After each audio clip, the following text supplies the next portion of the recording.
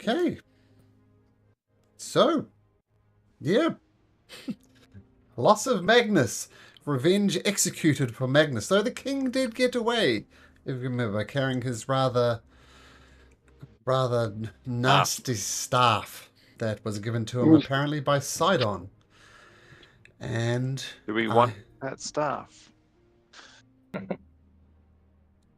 Sorry, Malcolm. no, as you were. I mean, that's about all there to say, really. I mean, we've been having big battles in the last couple of sessions, and now there's a little lull. Do we get on the boat and go, or should we actually stay on this island and maybe look for the king, and maybe if we have an interest in the staff, or at least take it off him? I don't think he should have it, or anyone should have it, really. And otherwise, how much do we care about that village of lizard people that helped us? They might be in danger still. I'm just scared that we might spend another day going around here and find ourselves running out of time when it truly counts in our grand battle with Sidon and Aotearoa. I mean, bear in mind we have released that the prisoner who's going around here, and while he didn't attempt to eat us when we fed him before, I think that he might potentially eat us if we encounter him on this island. So my vote, not that I'm not scared, but my vote would be that we push on to the ant. We've got things to achieve. Wouldn't this be a blow against Sidon, though, if we had his staff that he gifted to this person? I just think that yes. I would have thought that this person knows the lay of the land, and he knows that he's lost his support tribe. So at least if he's going to be nefarious, it's going to take him a while to build up his forces again. Yes. Yeah, he's probably gone to ground. Did we have to return, Damus? Did we find a second egg to try and fulfill our bargain with the lizard folk? I don't believe we found a second egg, if that's if memory serves. I've got the one, or do I have another one? Yeah, nope. I don't have a second egg. I've got the one that I found. So, and it wasn't even one here. It was gifted to me on board of the ship. So, fantastic. In which case, we do not need to visit them again. We've done our best. We've definitely struck a blow against this one. How much can a man with a sparkly thing? I don't know. I'm trying not to think about it. Maybe you just want to leave them a message at the opening of this cave, which I'm sure they'll investigate. Just saying that we had dash and there was only one egg, so sorry. There wasn't even one egg. It was gifted to me by what's her name on the boat when we were retreated. Well, I suspect then the only thing that we might do on our way back to the boat is, since we have our was it Onyx owl, that owl statue activated, that we might just, in the absence of another flying character, have it fly above us and, using its, I assume, perceptive eyesight, have a look out just in case we do see the fleeing king. Oh yes, no, I concur with that. That's fantastic. If we can, kill one lizard folk with one stone, two lizard folk with one stone. Is that how it goes? Yes. No. If we see him, then by all means, and he's not too far away, and that other big chap isn't too close by, then I think that would be fine. When you say the other, sorry, just a quick point of order. You got given an egg by Kyra on the boat, and that was indirectly from Velis. Is that correct? That is correct. Who it was indirectly from? It's indirectly. Velis gave it to Kyra, and when Kyra felt the time was right, she gave it to you. Now, I don't know if this was missed last week, but in here is another dragon egg. Maybe they got lost. Yeah, we did find another one. So you have two dragon eggs. We did find another one. Yeah. I thought so. You have two dragon eggs. Okay. Cool. Now, was it just the case that we hadn't actually explored that part yet because we were fighting the big Cyclops chap in here. No, someone hopped over there, didn't they? We went in there. I think. Yeah, some people hopped over there. All right, so I'm fine. I'd like to fulfill my bargain for them, but I'm happy to follow the wishes of the others. You know. So what we're saying is we have 2 eggs. 2 eggs. I've got the one that I'm gifted. cherishing in the bag of holding. Yes. Right, and I then think the one from up we should give here. the egg to the lizard folk, as in it may help in cementing their friendship for the coming war. Yeah, I agree. I agree. Let's do that. Just point out another point of order. Some of the historians amongst you would know that literal wars have been fought over dragon eggs. They are incredibly valued commodities. So keep it in mind, do what you like, but you know that these are very, very valuable things. And if you want to give them to the lizard folk people, you can. But you'd all be aware that as characters. We give them to the lizard folk. We can always take it back off the lizard folk. If we give it to someone more powerful, we won't be able to get it back if we need it. Or we could hatch 2 dragons. We could hatch 2 dragons and perhaps have 2 of us flying around. I mean, it's a hard decision, but I also am one. I feel that if we stick to our oaths, fortune favors us, and so as hard as it may be, we got that concession from them for them to give us an egg. They conceded it to us, in fair turn. I would like to concede it to them. Plus, Davis would feel not so special if there was another dragon rider in the group, eh? No, so long as I'm wearing the crown, I'd be happy if all of us were riding our own dragons. No, that's fine. In terms of your knowledge of dragon lore, would there be a way of determining, in terms of the 2 dragon eggs, which type of dragon eggs we've got? So, for example, if this isn't a bronze dragon or whether it's a red dragon, would we be able to tell from our knowledge of that? Would that be something that we'd be able to nature check? They were bronze or copper, weren't they? If anybody is nature, would think they know something about dragon eggs from their studies or whatever, then yeah, feel free to. I would absolutely love to. Okay. I'll help you. Well, you've got it. I can tell you. If one of the 2. It is a bronze dragon egg. So they're both bronze dragon eggs? They're both bronze, are they? Both bronze, yep. So there's no difference there. So, in terms of us, it's not like we were giving away the Porsche in order to take the V-dub home. No, it's for me as well. If they're both bronze, I'd much rather have the one that was gifted to me by my gods. And the one that's from this island can stay on this island in the possession of the lizard folk friends. Which one of the 2 eggs is that, Damas?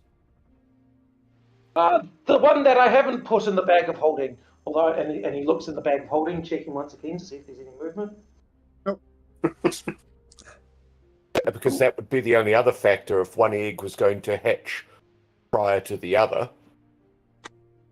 Given that I'm under the impression that it takes some time for you to bond and train a dragon. Yeah, it undoubtedly does, but I have special means and ways of bonding with dragons, don't you worry. Since you're quibbling humans, we don't keep an oath, we keep a promise only when it's convenient to us. We said we're going to do something, we do it.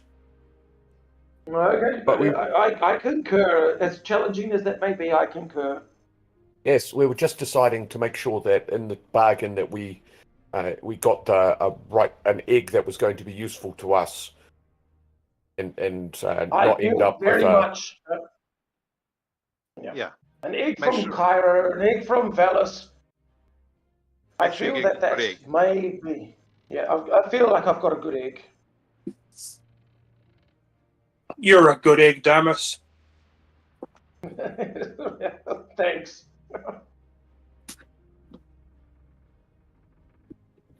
And we were So also going to take off the island. Were we taking the Master Smith?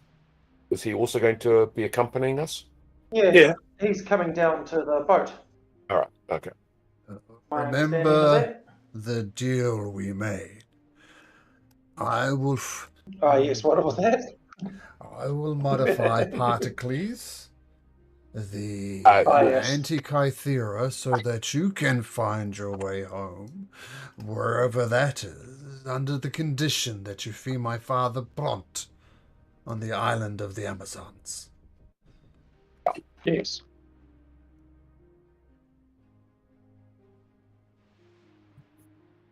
Okay. Then back to the boat and onwards to the Ant, I believe, was the next port of call.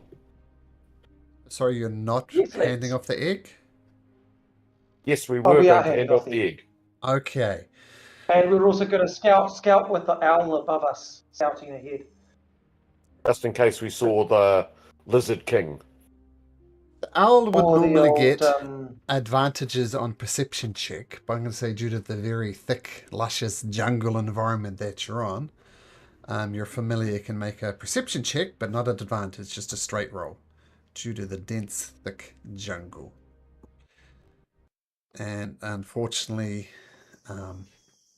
no fleeing lizard focus is found.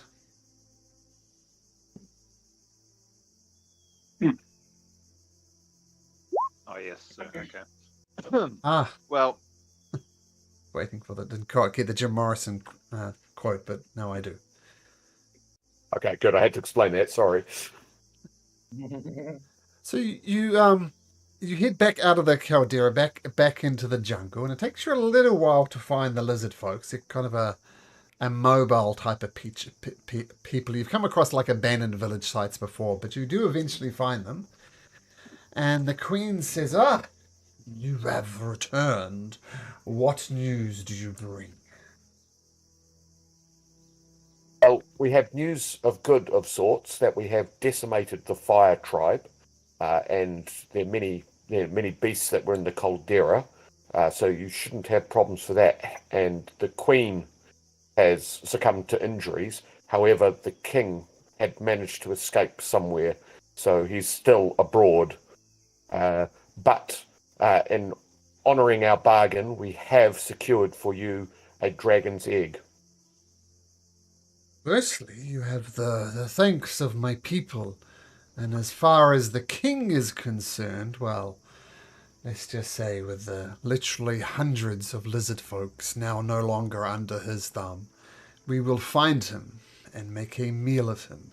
It will be a celebratory feast. Speaking of celebratory feasts, we thank you for this dragon egg. Now, who is going to start the cauldron so we can cook this thing up?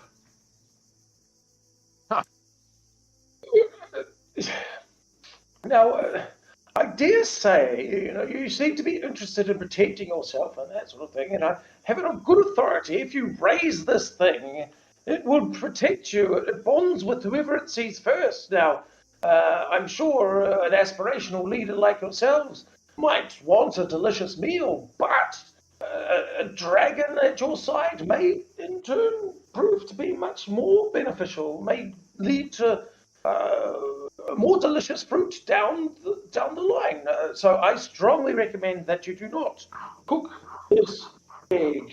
I think the mentality of you humanoids, shall we say, differs to that of the lizard folk. We are very much a here and now mentality. Something is worth nutrition today and maybe something else tomorrow. We will take the today option every day of the week.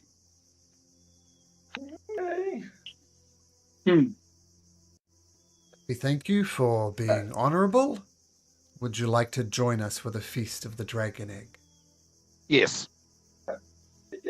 In all my history, is that good or bad juju for the Dragon Lords? Eating a dragon. I mean, bronze dragons are considered good. Like if it was a red dragon, it'd be a different conversation. But you're eating something that could potentially be a force for good in the world. So, bad juju. Okay. I will not partake, though I am honored bound to have handed it over. I will not partake. Please don't take offense. I have fulfilled my end of the bargain.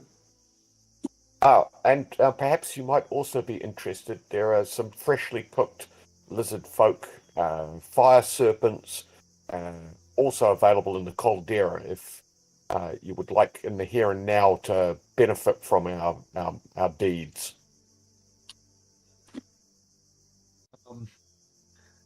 Yes, once again, food now is better than food tomorrow.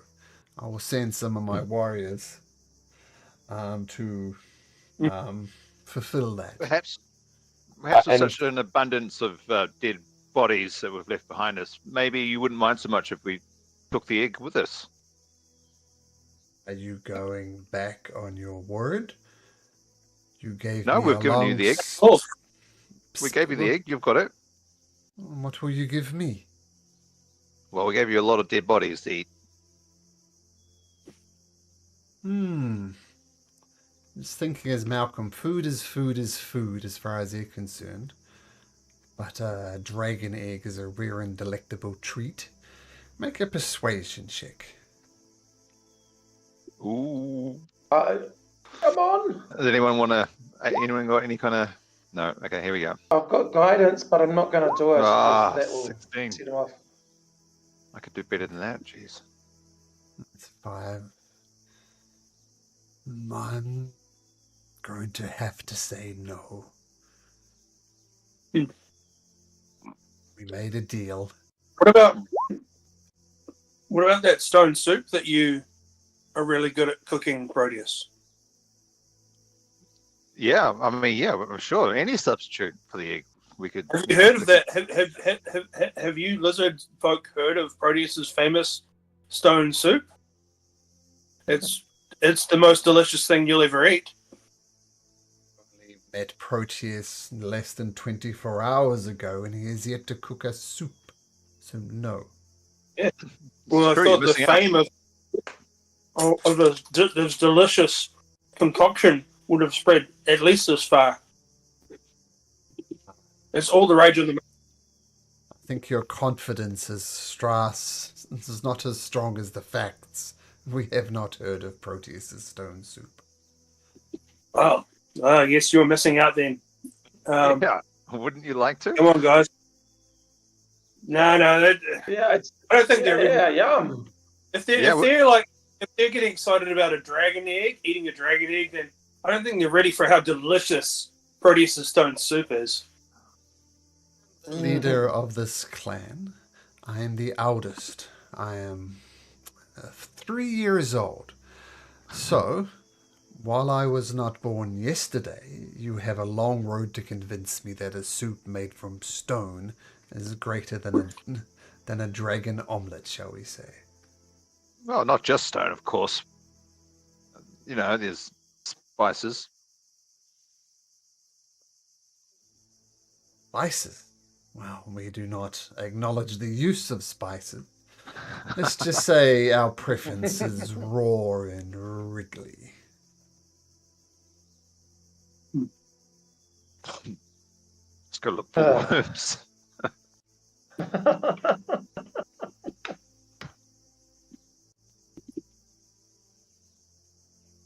Well, I'm out of ideas. Me too. I'm sorry.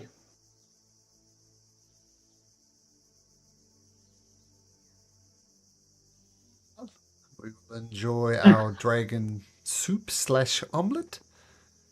And we do thank you once again for freeing us under the yoke of the fire tribe. Now, lizard folks can carry on with our petty squabbles, and we'll settle things in the traditional ways.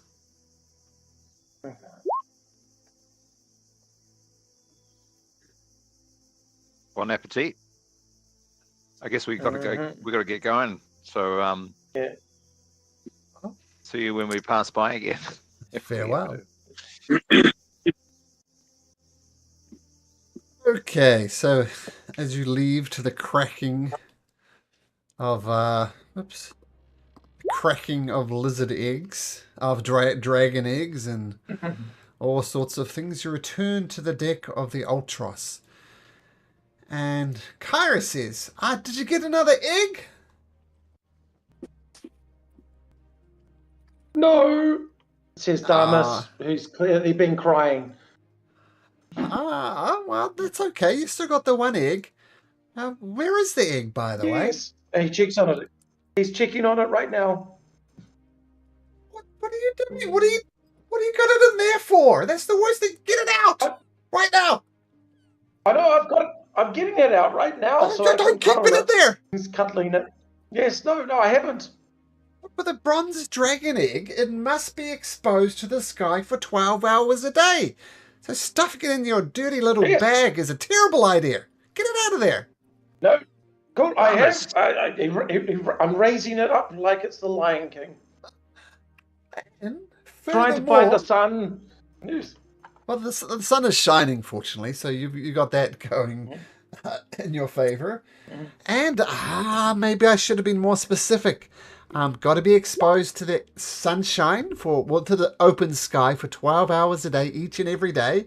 Secondly, it must be infused with electricity once a day. Oh, okay. Well, I can always give it a bit of a shocking grasp. But you knew that already. You knew that, right? Yeah. No, of course I knew it. Yes. Look at the time. It's time for the shocking grasp right now. He places it neatly on the ground. All right, so I take my piece of amber, rub it against my wool cloak, and that. Perfect, says Kyra. Now, you know what happens when the dragon hatches, right? I know you know, but just so I know that you know, why don't you tell me what you know? That he must see me first to bond with it. That's right. Is that correct? Yeah. Yes. Fantastic. So the question is, if you go off gallivanting around islands and exploring and spend days looking around an island and it cracks, wow, might even attach to one of your sailors. That's why we've got the baby papoose. No. That's why we have the baby papoose. Wear it on your head, like a hat. I'm gonna carry it in front of me, and so it's exposed to the light. And then, as soon as it cracks open, it can only see me. What if you get hit by a fireball or jabbed with a spear and it spears the egg?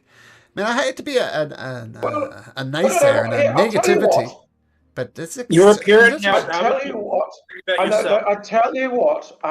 Let's say, for instance, in about roughly 2.5 hours of game time, I might just sit out for about 3 hours of game time, so to speak, just to look after the egg. But for now, I think we're fine. But we'll see what happens in the future. I might just stay on the ship for a Tuesday. All right. Well, okay. All right. So, but I'll just take it for the remaining of the session. I see what because you're missing next session, right? You're going to sit out with your little dragon egg. Yep. But at the moment, you're carrying it on you at all times. Yes. How are you carrying it on you? Just remind Malcolm, like a baby Bjorn, where you carry it on your foot. Yeah, that was the original hope. Okay. All right. Just behind the shield, though. Don't you have it mounted on the back of your shield? Oh, yeah, no, of course. Behind the there shield? We go. Perfect. Yeah, that sounds fantastic. Very protected from one side and can see you from the other side. And did you have a manticore head or something or other on the other side of the shield? What was it that you had? No. I can put a fire lizard into a head into it and gain the ability. It's got a lion's head. All right. That I put it into the jaws and then gain the ability of the thing for a while. All right, just I'm just reading through my spells to see what else I can do.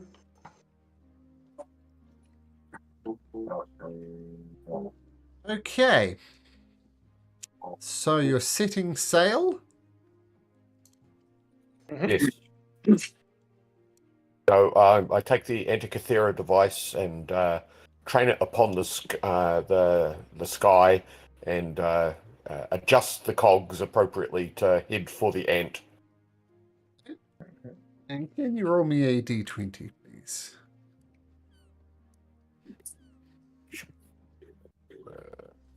Here.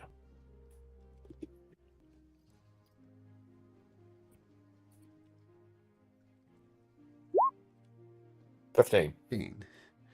Okay, so setting the Antikythera to the constellation of the Ant. Your journey through technically still the Cerulean Gulf, though it looks like this is getting dangerously close to the Forgotten Sea.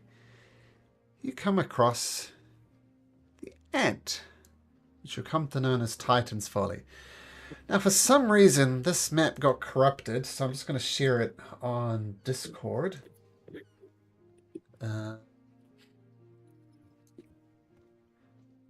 Bad omen. Make it how you want.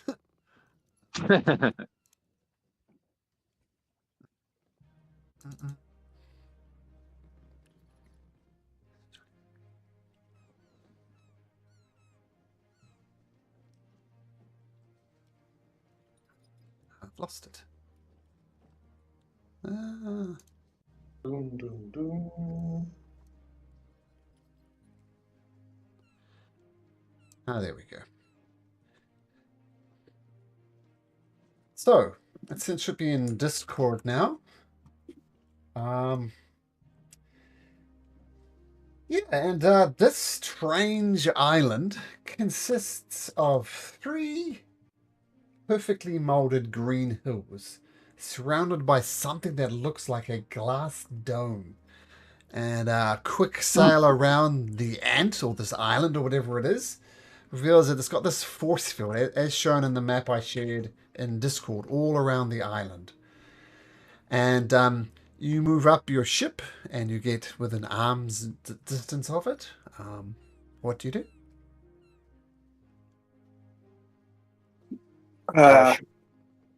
We fire an arrow at the barrier to see how it reacts. I'm going to throw a coconut at it. Just like a force field, just bounces off and comes back the way it came. Did not shatter the glass dome or anything. In fact, not even a scratch on it. It's a shame that our Nereid friend passed away, because perhaps he could have swum below to see if the barrier extends below the water as well. Well, I mean, it's a full sphere. I can.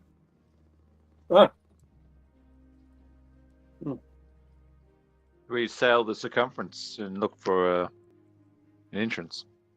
You sail the circumference, and you can throw coconuts against it, shoot arrows, and the full 360 around it is surrounded. And one of the crewmates. Articles, is it? Sorry, just one of the crewmates come up to you and says, me and the crew know some things about this island, and I think it's only fair we warn you about it. Now, some say this island is legendary. Plainly looking at it through my own 2 eyes, it's not. But this place is called Titan's Folly. Most people say it should be avoided at all cost, and we should just turn around and go back the way it came. But some also say that Kentamane, the 100-handed, stored some of the Thylea's greatest treasure inside. So depending what you want, sirs, we could either turn around and forget we ever saw this place, or find a way in and possibly found the treasure that Kentamane stored in here. Dunno, but that's what me and the boys know. Oh. You had me at 100 hand, dude. I'm not saying the 100-hand dude is here. I'm saying Quintermain sealed the great treasure in there. Yeah. Or so legend would have it. Mm. And if you don't remember what Quintermain looks like, this is Quintermain. Yeah.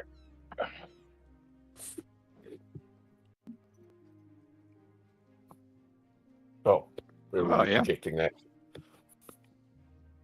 Roll 20. Roll 20. Oh, yeah. Yeah. He looks like he had like stone soup. We'll have to pull that one out again.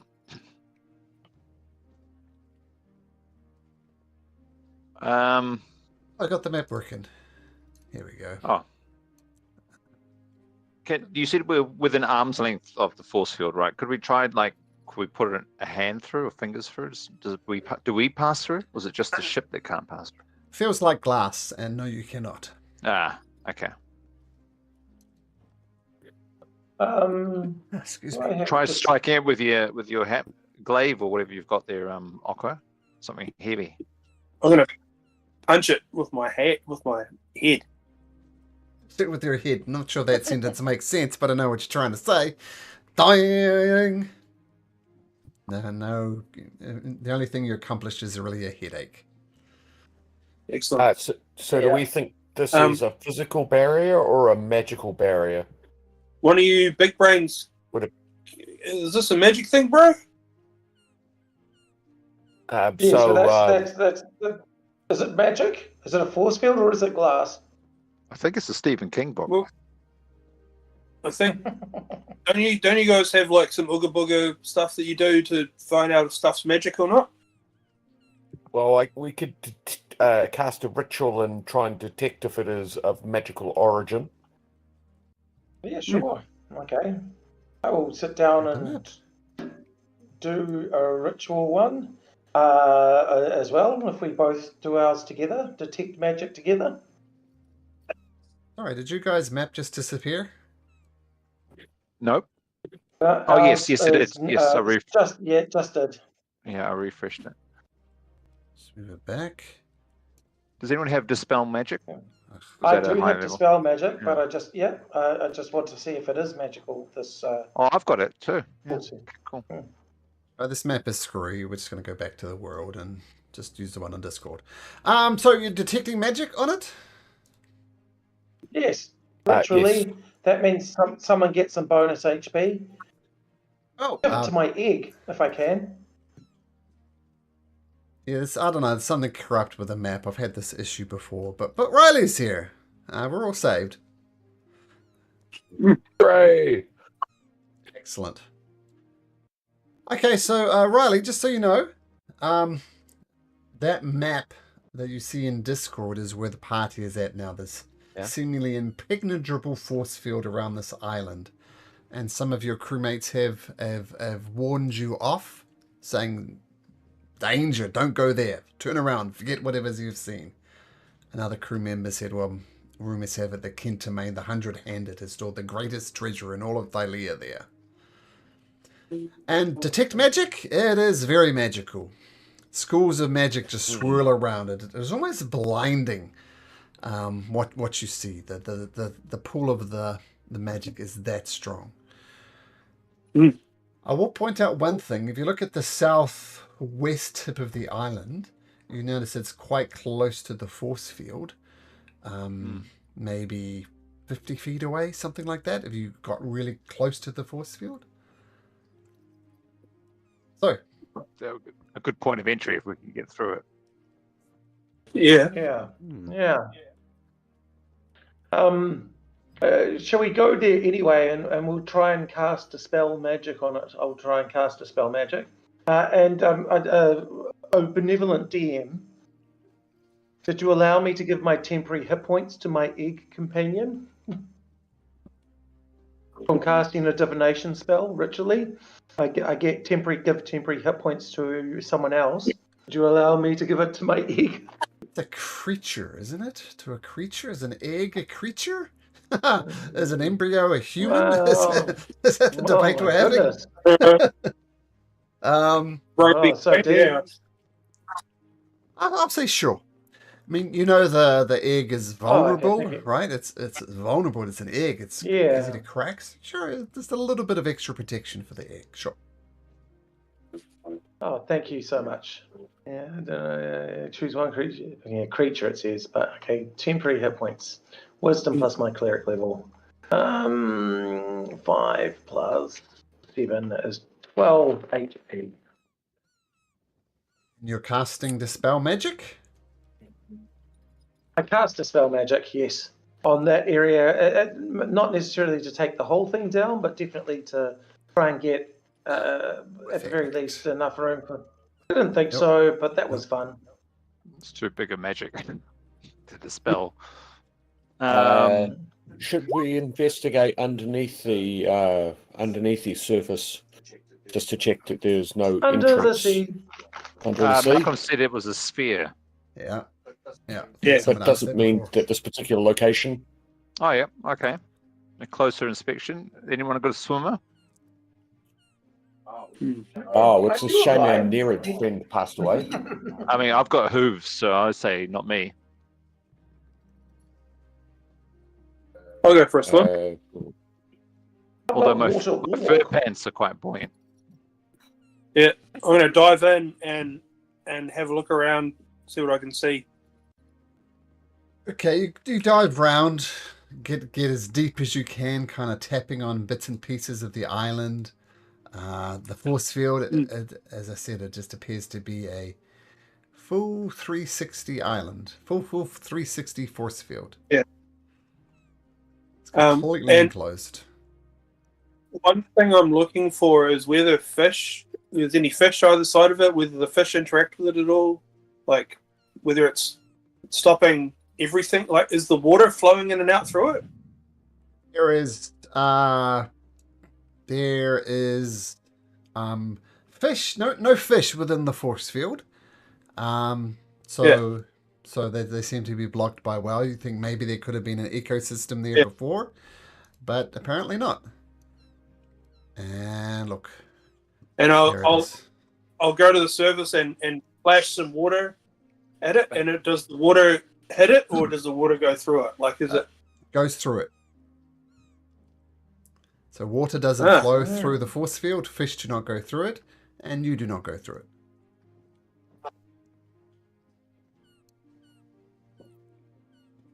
Interesting? So the water does or doesn't go through. It does go through. Does not. It tends to be some type of completely enclosed ecosystem.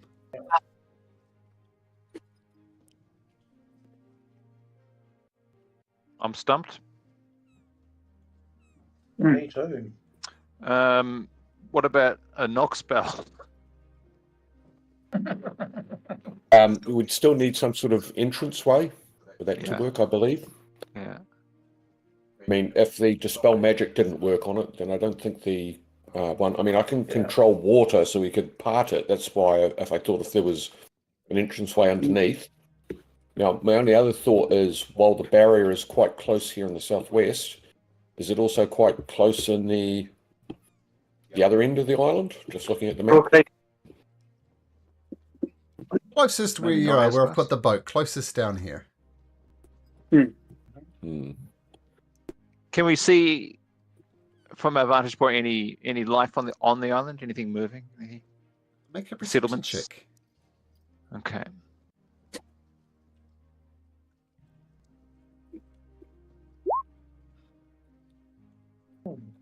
You do see some activity at the top of this hill, one of the 3 hills, and it's quite remarkable how identical these 3 hills are. I'll say humanoid, like it's got a head, arms, legs, but that's as much as you can make out from this distance. We could set up a flare. Whoops, sorry. Doing all sorts of things wrong. We could set up a magical flare, signal them with a magical flare, some kind of spell in the air, fireball or something, and perhaps wait and see if they come to us. Yeah. Well, Okay. if we have to leave here, then we're going to have. It's going to be a while before we can get to another island. So if there's any spell or magic oriented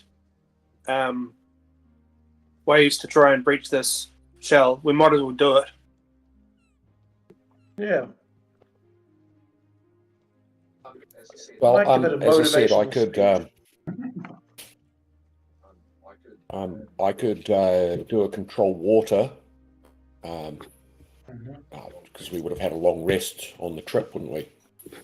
Sorry, I just need to redo that. So yeah, I can do a control water, and I could part the water down to whatever depth it is, and since we're quite close to the island, at least that would have the sea floor to that, and that can duration for that up concentration for up to 10 minutes, so that would give us a chance to explore it and touch the barrier. What do you reckon? Is that worth a crack? Oh, we can do that from the ship anyway. Oh. Yeah, well, I was going to lower the water because I'm obviously a very good sculptor of these things here. So we could make a little ramp down or lower the ship down and then raise the ship back up. Yeah, let's try and get the attention of these creatures on shore first. They might okay. give us a clue. So we could. I can also water breathe as a ritual, and that I think I can help a couple other people. 10 willing creatures, so we could all have an investigate under the water if you want as well. Yeah, okay. All it relies on is you having these little short pieces of straw. You stick them in your mouth, and then you can go under the water. Someone else can do that. I'm not doing that, says Proteus. I'm good. Well, I tell you what, wet. I'm just going to aim Toll the Dead sort of above us by, what's the range on Toll the Dead? Above us by about 40 feet, and just make a big dong bell and see if that catches the attention of the people. If they can hear it.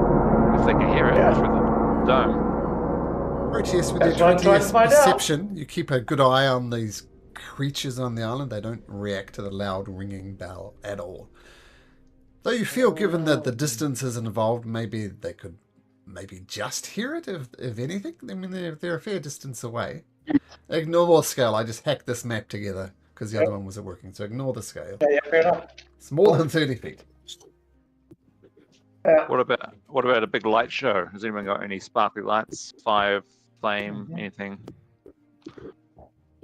Are you saying this is a situation that calls for a fireball?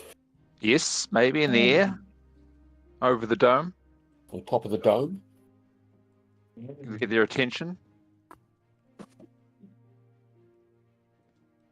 All right, so, yes, we'll smash a fireball down, call it an airstrike on the top of the dome in our general direction, between us and them, whatever the range is, maximal on that.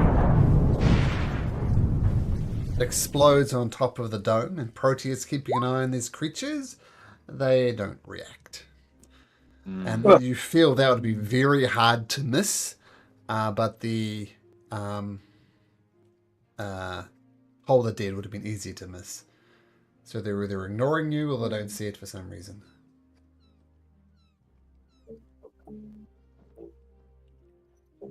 Now I can see into the dome, can't I? Yeah. See the edge of this. You see the whole island, basically. Reckon I take a misty step inside because...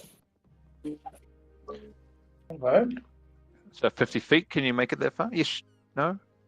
Well, we could see there's lower 10 feet from the edge. So we could lower. I could lower the part the water, walk up to the barrier, see the other side, and try and misty step through. Would you part the water on the other side of the dome? Like, well, on the side? Maybe we should see if I can do that. Are you trying to adjust this water just the other side of the dome? Well, between us, the water that's in front of us for our boat, I'm going to lower the level so I can do a part water and see if I can part the water on the other side of the dome, like contiguous to the barrier. Yep, that works. Both your boat side and the side inside the dome both work. Moses, indeed.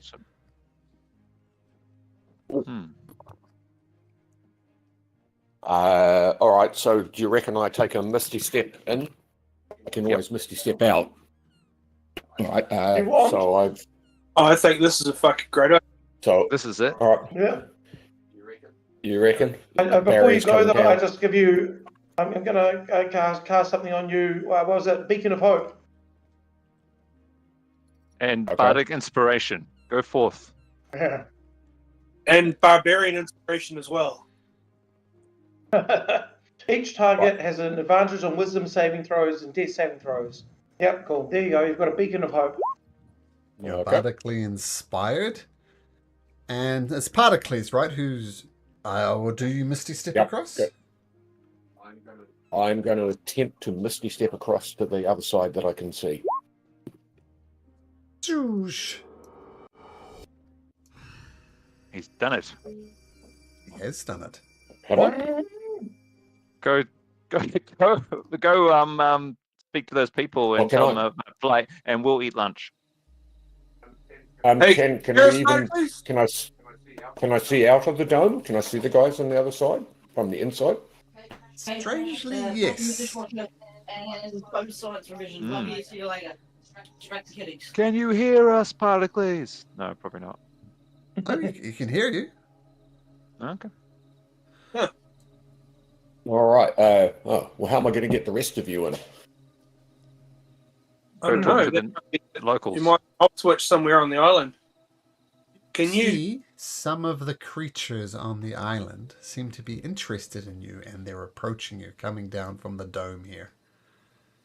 Remember, you can always misty step back if you need to. Do they look hungry? Are they staggering jawed? They look like this. They're not running towards you, they're just walking towards you. That weird scythe thing they have in their hand, they don't look as threatening as they do there. And they're approaching you, Particles. Do we know what they are? Can we roll? No. No. Okay. Cool. No idea. Haven't heard of these in our mythic research. Cool. Nope. They look like fake nightmare fuel. Yeah. Yeah, they would like stone soup. Yeah.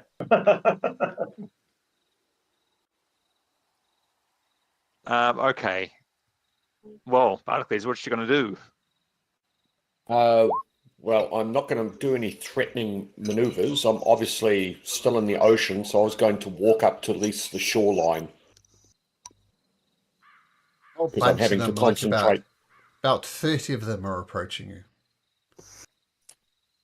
But in a quietly walking towards me way, or are they beginning to run, slather? Briskly walking, I'll say.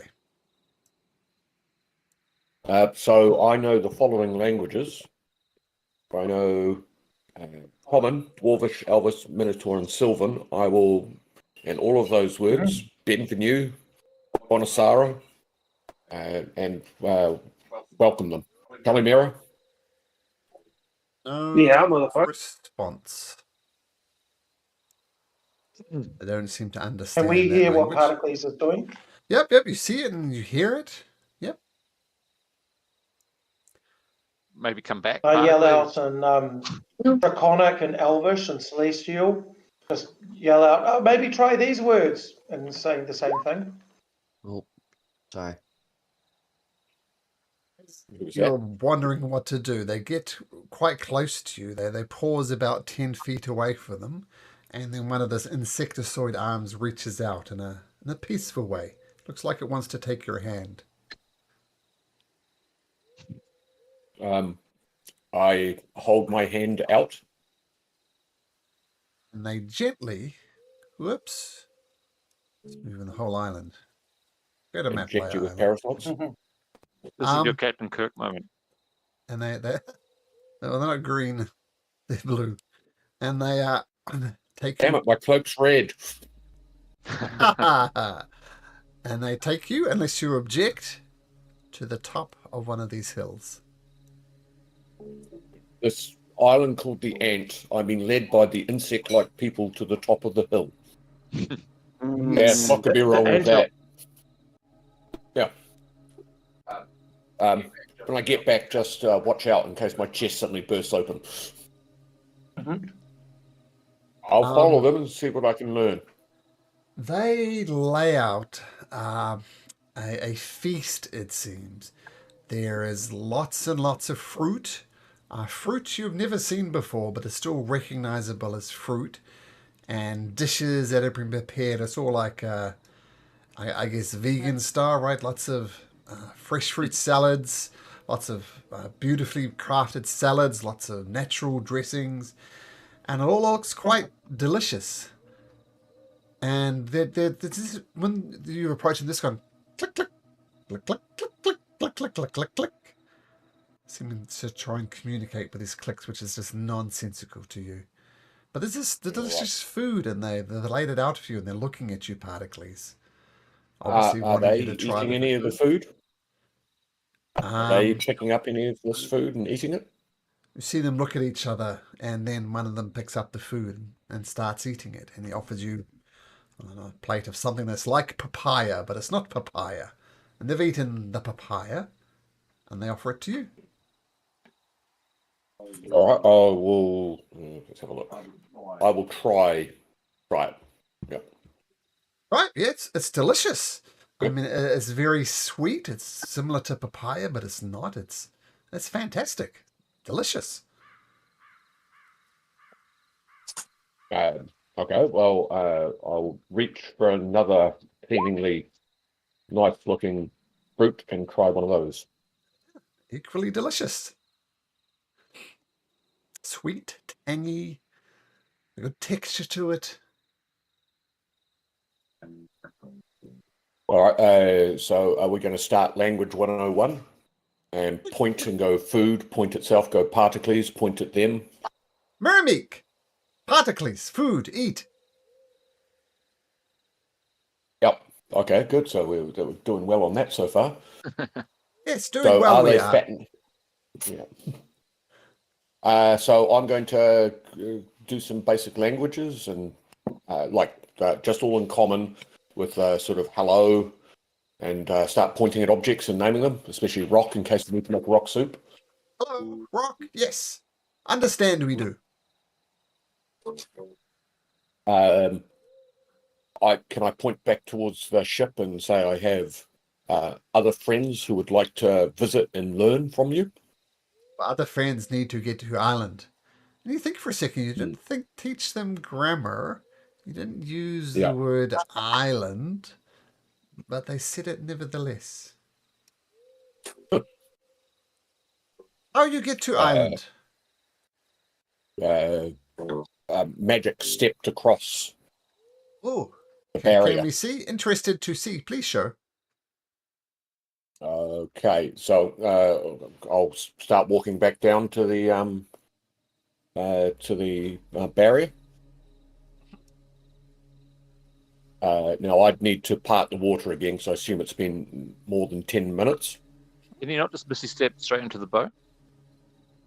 Well, I have to be relatively close in order to see it, and can do that. So I will then, once I'm back in range, am I back in range?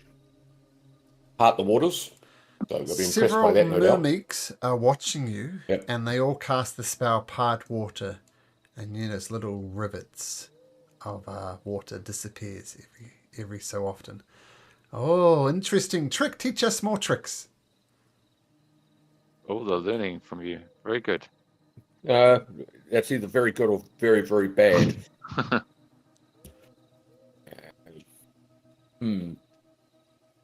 We are good learners. We are quick learners. Show us what you know.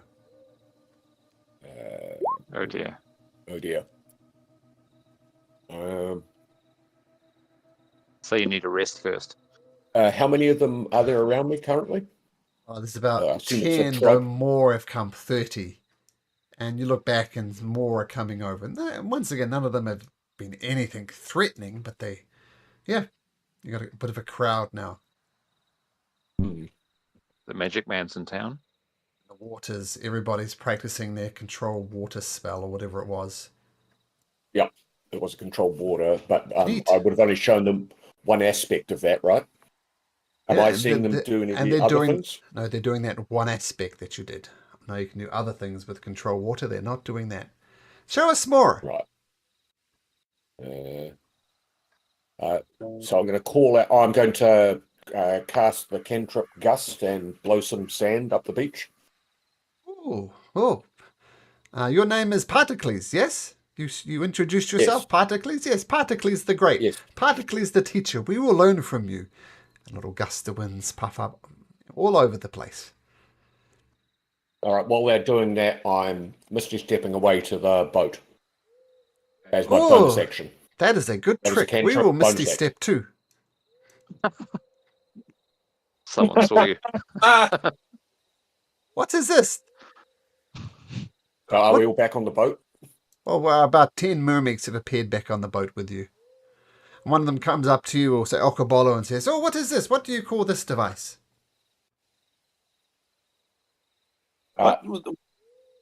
Which is the boat? Oh, boat. You call it a boat. Oh, we like boat. Oh, we will look around the boat. And they start going What's up your there. name? We do not have names. We're just the mermaids. We have no need for names. We are one. Yeah. We think as one. We learn as one. We have what you would call, say, a hive mind. Teach one, teach all. A hive mind. Hive mind. And as you're talking to one of these particles, one of these mermaids, sorry, the rest of the 9 are like going up and down to crow's nests, checking out the sails, checking out the boat, and lots of detail. Interesting. We could make this from wood. We have wood. How do you make shape like this? What do you do? Use tools. Okay. Well, show us tools. We're keen to learn. Oh, we don't have. Well, we would have some ship's carpenters tools on the boat, and I'll go get them and show them how to spoke shave and chisel and hammer and mortise and tenon and stuff like that. How many of the mermaids are there? Like, not on the boat, but in total. I'll ask the question.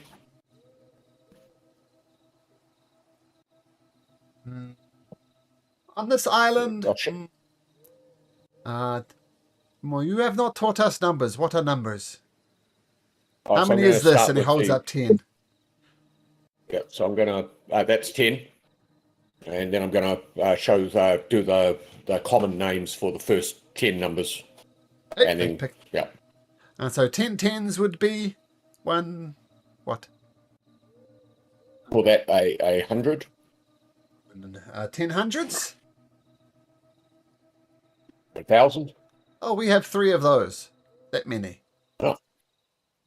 Who do you worship? Worship?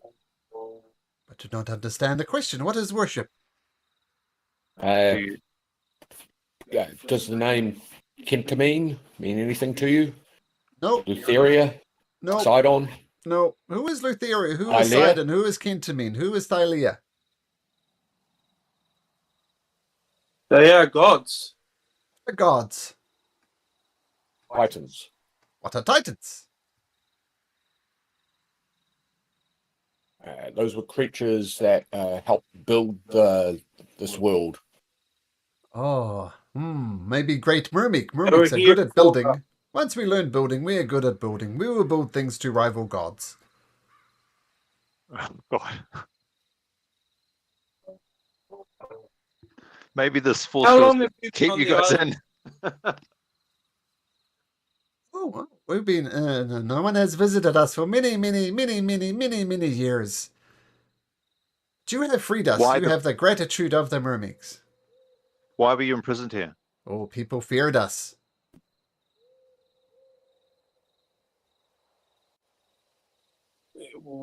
Did you give them any reason to fear you?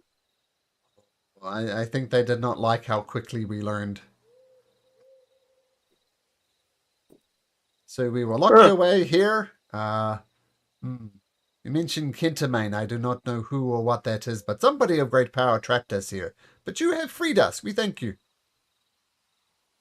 Oh, joy. Can these creatures swim? Can they fly? Like, are any of them flying around? Like when they went up and down the mast for the boat? Yes, there's natural wings on them, like an insect. Oh dear.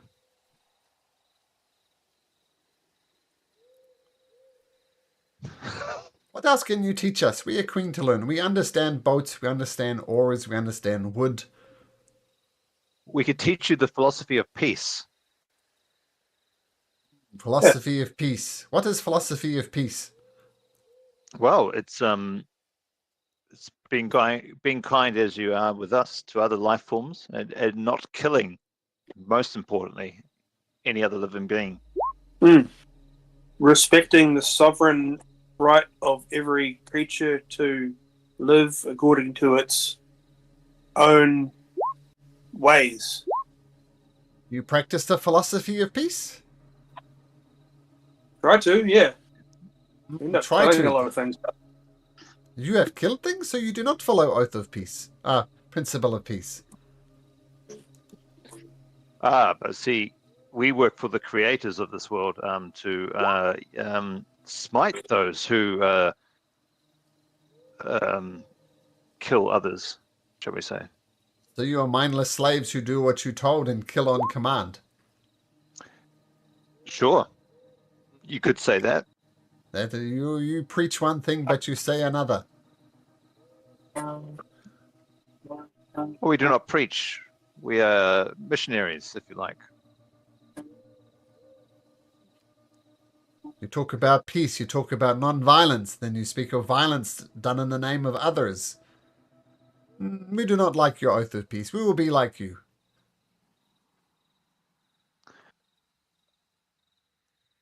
Sometimes when everyone's trying to do what they want to do, one person, what they will want to do will impact upon all the other people in the collective, in the society, and hurt them in a way that is greater than the good which is achieved by the person doing what they want to do. And in those cases, we must ask them to stop doing what they're doing because they're hurting everyone else. And if they don't want to stop, we must make them stop, because the good of the many outweighs the good of the few, or the one. How do you know who is good? Maybe they think they are good. Maybe they think you are bad. Well, what we have is a thing called democracy, where we form a consensus. We figure out always everyone... in consensus. We always agree. We are one. We have one mind. Yeah, good. Do you have a queen? A ruler?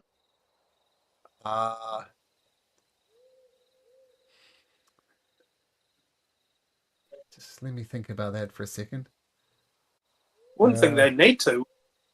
Well, I mean, bees act like a hive mind when all together, but they have a queen.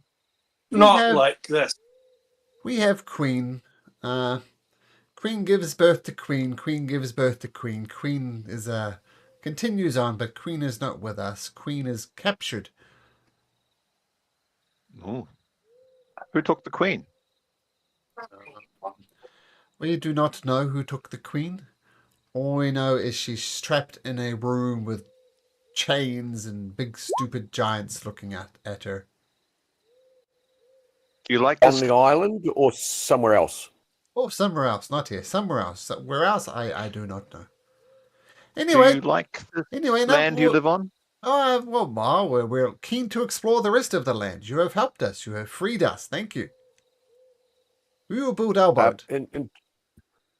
Okay, so would we be able to learn from you and explore the island? Sure. And if you like, they can take you on a tour of the island, showing the fruit that they harvest, showing the relatively peaceful existence they have. And you see like thousands and thousands of these insectoid creatures. And as you're wandering the island, if you do indeed wander the island, particularly, since you're the only one who's technically on the island, you hear all of them talking in common. It seems the hive mind is real, and you see them practicing gust of wind spells, parting water spells. You see some of them trying. And they didn't. Yeah, misty stepping around the place. Yep. Bamf, bamf, bamf. And you see some You've of them created a trying monster. to form simple tools to start chopping down trees. They talk about boat building. They talk about aft, stern, sails, oars, hydrodynamics, all sorts of things. So, just in terms of looking around the island and stuff there, other than the abundance of cultivated fruit, so they're actually farming it, right? In some way. It's just fruit, yeah. There's Yeah, orchids so and things like that. Orchards, yep. We're not seeing any mineral resources, star metal, or anything else like that. Nope.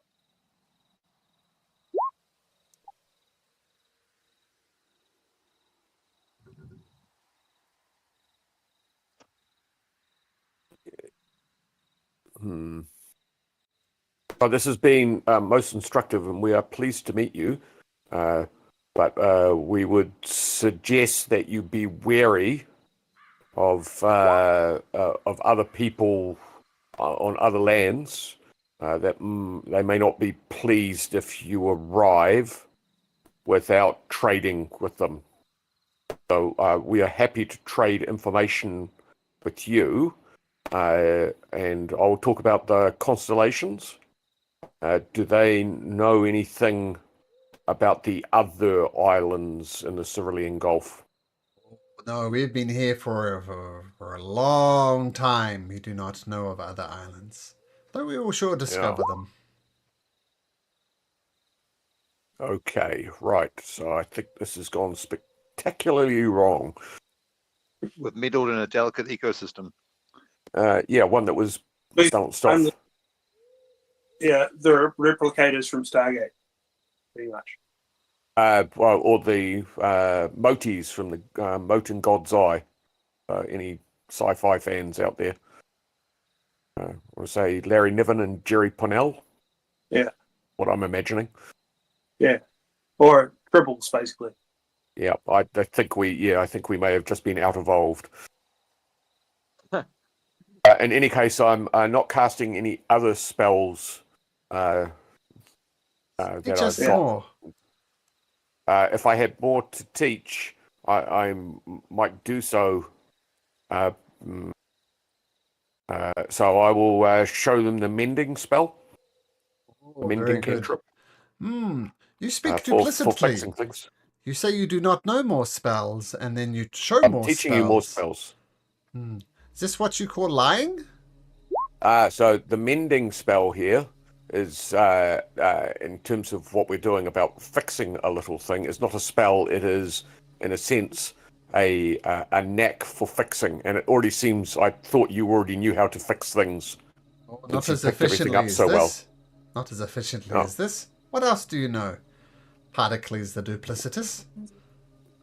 Let's have a look here. Just...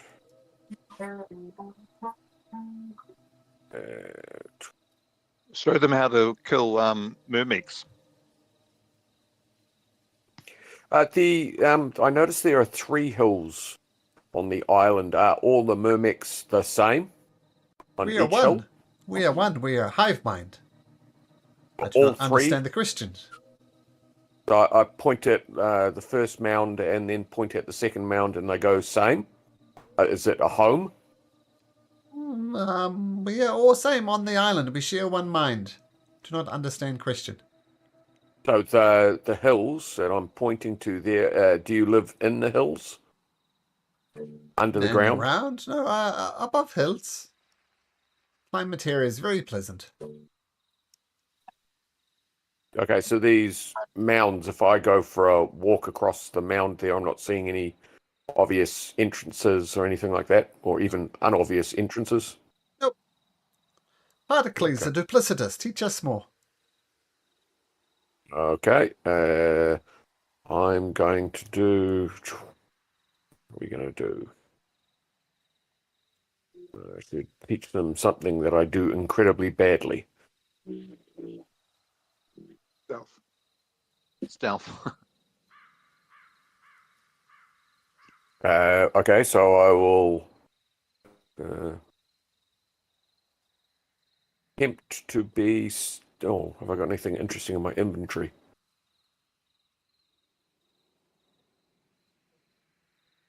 I will show them an emerald. From that, and we go. We collect these, and I'll show them my discus, my frisbee, my discus of frisbee, and I will throw that at a tree, and then I will say that I am very tired and wish to return to the boat, and start walking to the boat. Okay. Let you walk to the boat. Meanwhile, one of the mermaids on the boat asks, so let's say, Okapolo, what is that you wield? Yeah. What is that for? He points to your weapon. What is that? This is for to protect myself from bad things that may want to hurt me. Oh, you told me it was for shaving. Can you show us how it is used?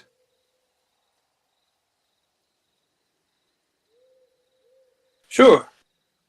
Would you like me to show you what on you? I don't know. Will it hurt? It might hurt for a second, yeah.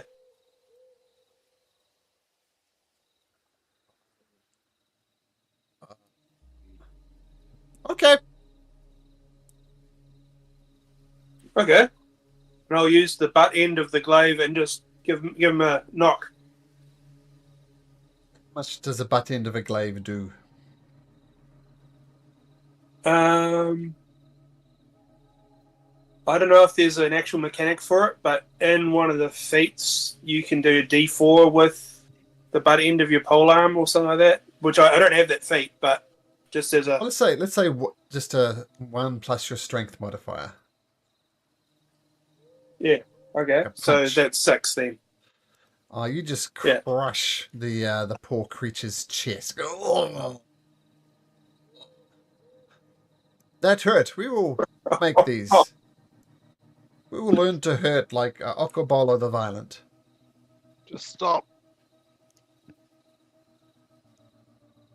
Hmm. All right. Well, You don't learn to hurt like Okobolo the Violent. You have to learn other things as well. Will one of you come with us to learn, so that everyone will learn? Oh yes, an excellent idea. God, We will not. observe, and the hive mind will learn. Yeah. So everyone else stays here, and one of you will come with us, and then everyone will learn, and then everyone will know, and everyone will be happy because knowledge brings happiness, of course.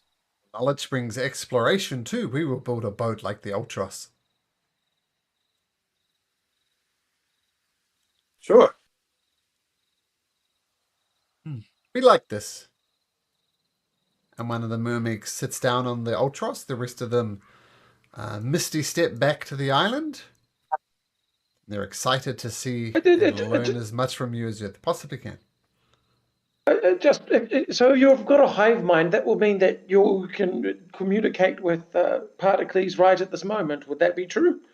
Well, Particles is not part of hive mind. I know, but if I talk to you, you'd be able to pass that message through your hive mind to the person who could actually say it to Particles. Would that be right? Yes. So one of the things I was wondering is if somewhere on this island there might have been a collection of materials that were hidden away and put aside, something like that, treasures, weapons, so on and so forth. Have you heard of anything like that? We do not know of treasures. We do not know weapons like Okobolo the Violent. We do not have things like that. We have fruit. We have trees. That's about it. And okay, so fantastic that you have fruit and trees, but there wasn't a stash of things from that looked out of place on the island. So I'd already showed them the emeralds and Yes, some other trinkets and gold that we had collected. They had Did they recognise any of that? They don't No, have they any of did that. not. No, they did not. Okay, Well, all right. Well, thank you very can you much. send back that perhaps I what showed we are them the questing? dragon egg. I think they are the treasure. Nice. I showed them the dragon egg. Anything like this? Have you seen anything like this before? No, what is that? It is an egg. Eggs for eating? No, never condones that. Put cherishing, and it gives it a hug. Mumix hug it as well. Oh.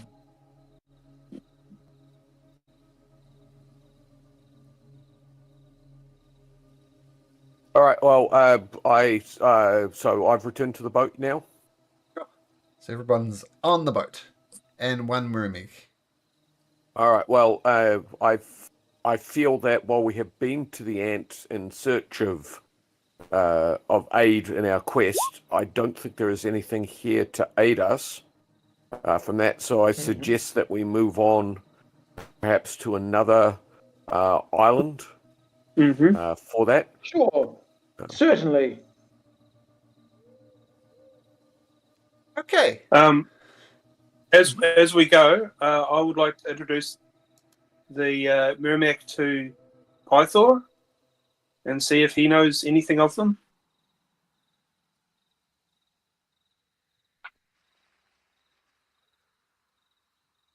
Thor.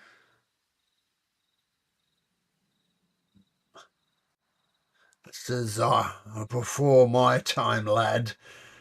But get this old dome working. Maybe Kara can help me out here. I think that we here is punishment for insulting some type of god.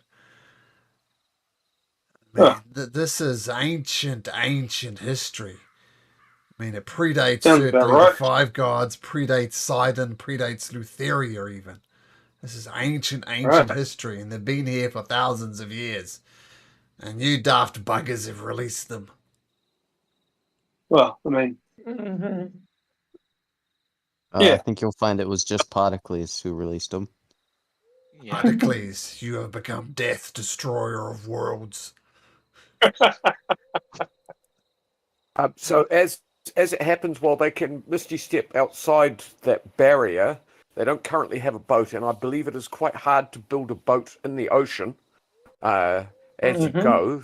It's even quite hard for them to do that. So I think they might have some trouble doing that, and it's possible that they won't learn necessarily a lot more.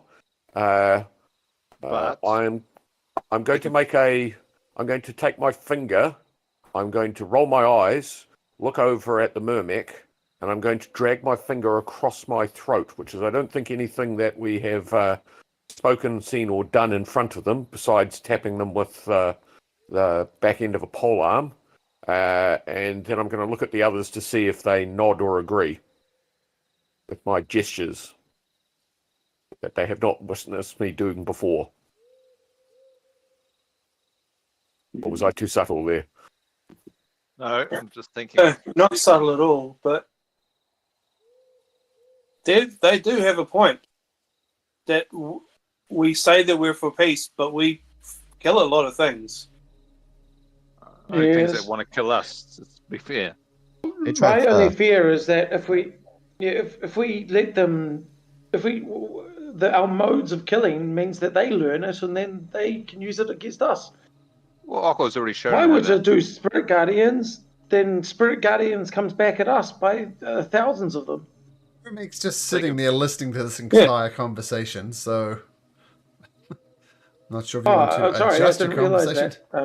There's one on board. Sorry if I was being subtle by drawing my hand across my throat, rolling my eyes, looking at him in the hope that there was going to be some action agreement and then us all taking action.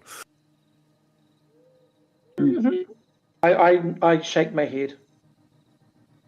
No. Shaking or nodding? You'll have to hurt me as well. You know what? I'm being a bit awkward. You can talk as players if you like, as you discuss the genocide of the Merminks. It's not. It's Yes, not the genocide if we I still leave them on their island Just and they clean the still ones on the exist. boat. The one on the Yeah, boat. no, Remember, we only took check. one. But if we do that, yeah, they'll struggle to build a boat per se to travel around. It'll be tiring work flying around. They the can lake. fly. Yes, they can fly. but we don't know how far they can fly. Yeah, until they. We don't know how far far. to fly, and this is ages away. And I imagine that it would take them quite a while to manage the technology to get off the island. And in that time, we may be able to teach them through this one how to be a good citizen of the world. Not where we were going. As we go on the quest, he'll see us doing. This is how you kill fire snakes. This is basically like that. We've stumbled across a primitive-ish species, and to use that word, but they're basically like children. But they learn so quickly. We want to them in the crib, their civilization in the crib, before we give them a chance. They're learning so quickly. I just wanted to say that we ditch this guy, that we somehow find a way for him to go off the boat, and then we just scarper. We don't necessarily need to kill him. But I imagine that's the worst of all possible worlds, because who would he learn from then? He would learn from like possibly someone unscrupulous and who would not teach them how to be heroic and good and stuff. And also, it may keep us on our toes. Mm-hmm. I think it's a huge risk. It's a liability. Yeah, we'll actually have to behave ourselves. And somewhere in the distance, you hear the corpse of Versi sighing. We're basically fighting for a cause, essentially, a cause that they don't believe in. But we could make them believe. They don't believe in it yet. That's the only that if we enlist them like as a thank you for freeing them, that the world is in danger, that's being threatened by Sidon and Lutheria. Perhaps they can join ranks with us when the time comes. How about a pact or an oath, if you like, of friendship with them? I mean, we just did teach them lying. Peace. Yeah.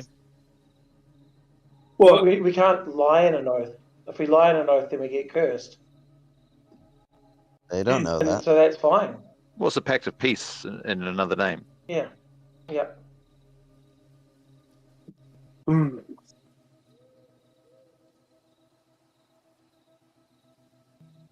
So, do the original gods, Pythor and those below, would they remember the oath of the negotiation of the original oath of peace? Perhaps we could have an oath of peace in perpetuity with the Mermics.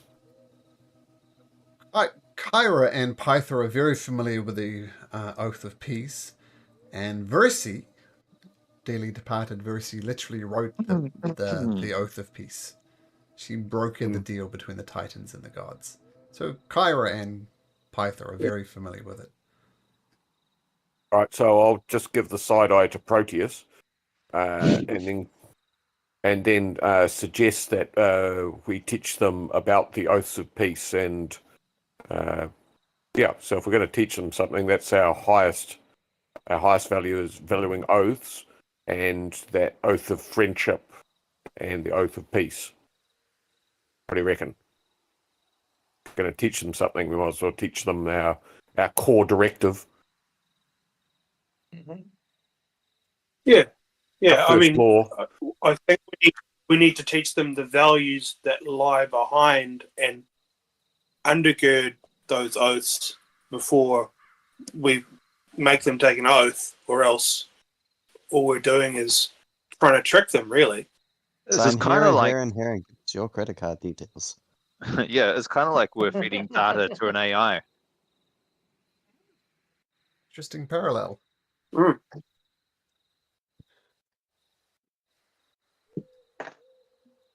We don't want a Skynet problem on our hands. Yeah, except there's no A in it. It's just an I. Yeah. Mm-hmm. Like a fully sentient I intelligence worthy of consideration morally as an entire being. Not just a problem that we have to deal with. I mean, as Sven pointed out, in terms of what they're going to learn about the true nature of our world, in terms of that there is coming conflict and that there is rivalry and that there's jealousy and envy in our world, and there's greed and all these other things that are driving forces amongst the groups. And while we hold ourselves to be noble in values, each of us also is driven by something. I know for myself, I'm driven to try and return to my home and to hopefully reunite with my true love. And I'm aware that you all have aspirations, Damus, to be great and to be a mighty dragon lord.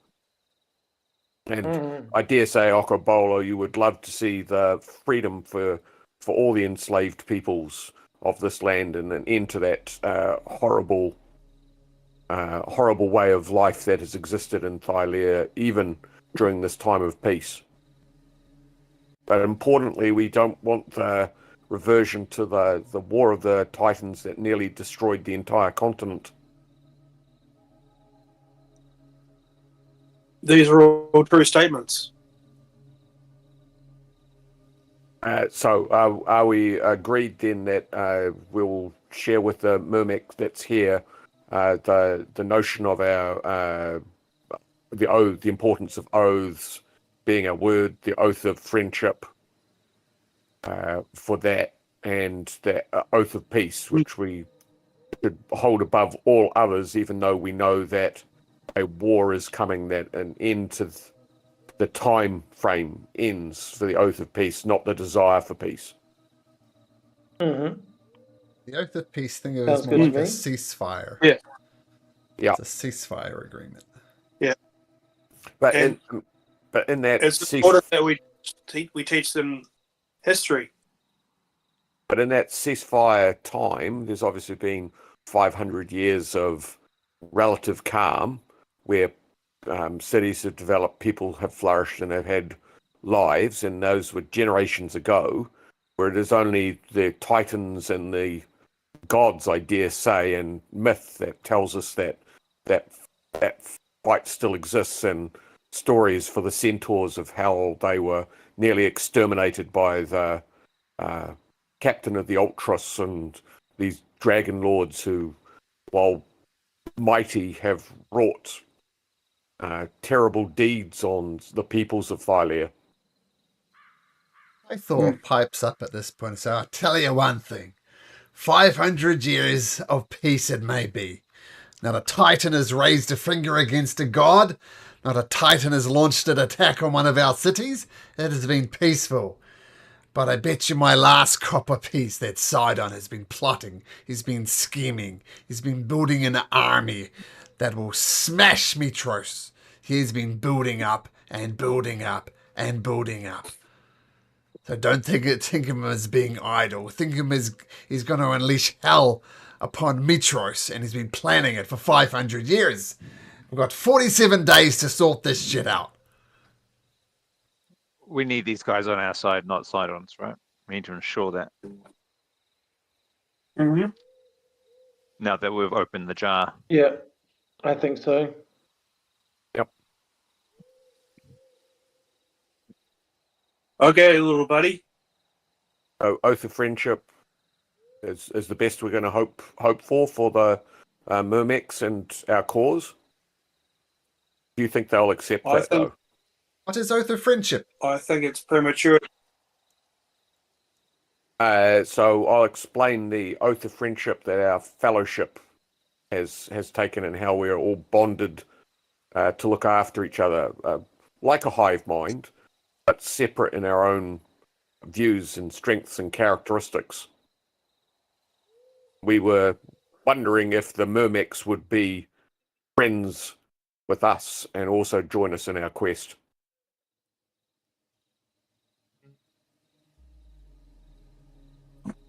Or even if not all the Murmecs, maybe just you. No, I will come along. I will teach us how to join, how to learn from you. I do not understand the concept of this oath of peace. We are one mind. We are together. We already have oath of friendship between us. Sorry, oath of friendship. Between you and other Murmecs, but we want to have an oath of friendship between Murmecs and the peoples of Thylea. The others, we are not just one. Where there are, we've already got the concept of thousands.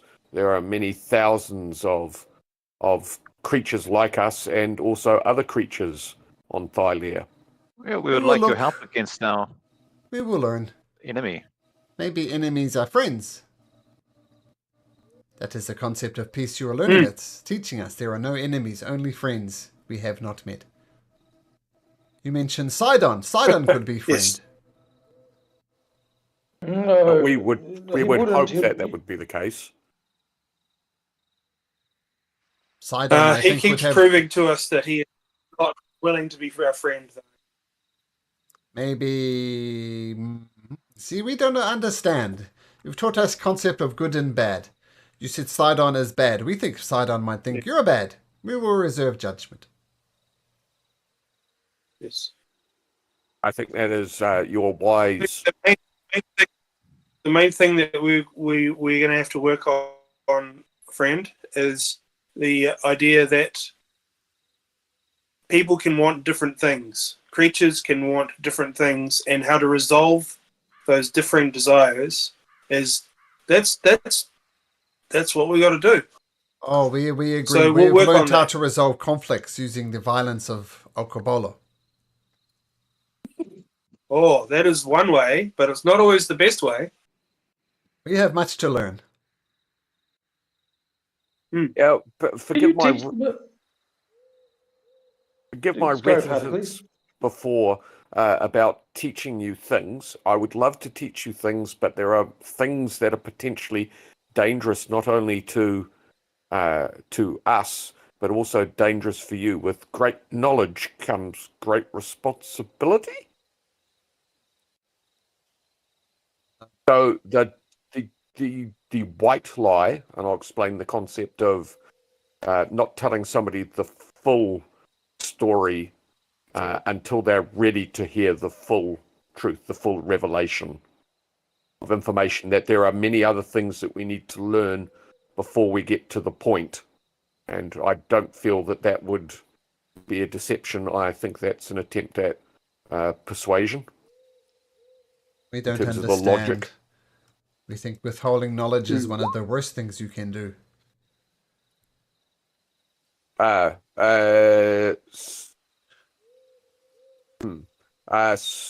understandable from your perspective. Coming from your point of view, knowledge is very bad. I would just like to relate to you what we recently had. We were recently on an island for which there were two groups of lizard folk, both of the same clan, and one wished to dominate another, and they were not friends. And one had a power granted to them, as it happens, by Lord Sidon, which had caused them to enslave and exploit those people, and that led to very bad outcomes for the Fire Tribe. What happened to the Fire Tribe?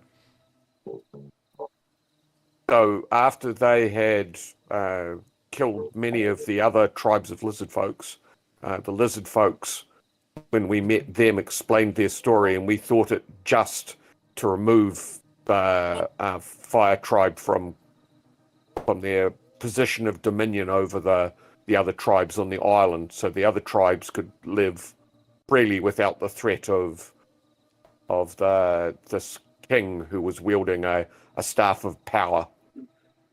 That's all true. Got it.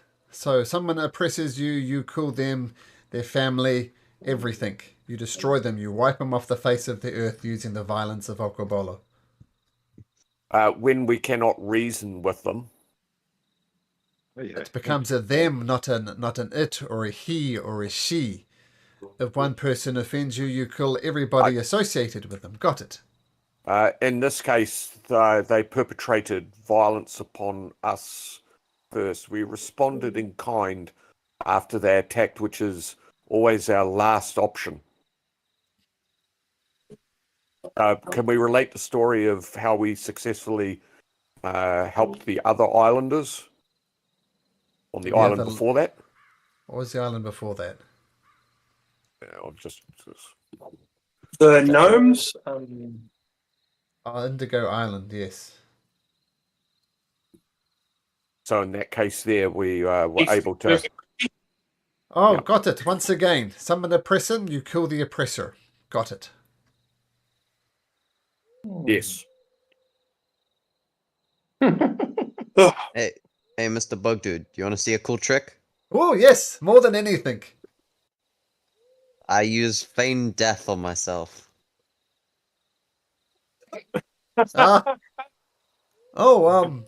Is friend okay? That doesn't look good. Is that a trick? Is it? No, I'm just teaching them the spell feign death.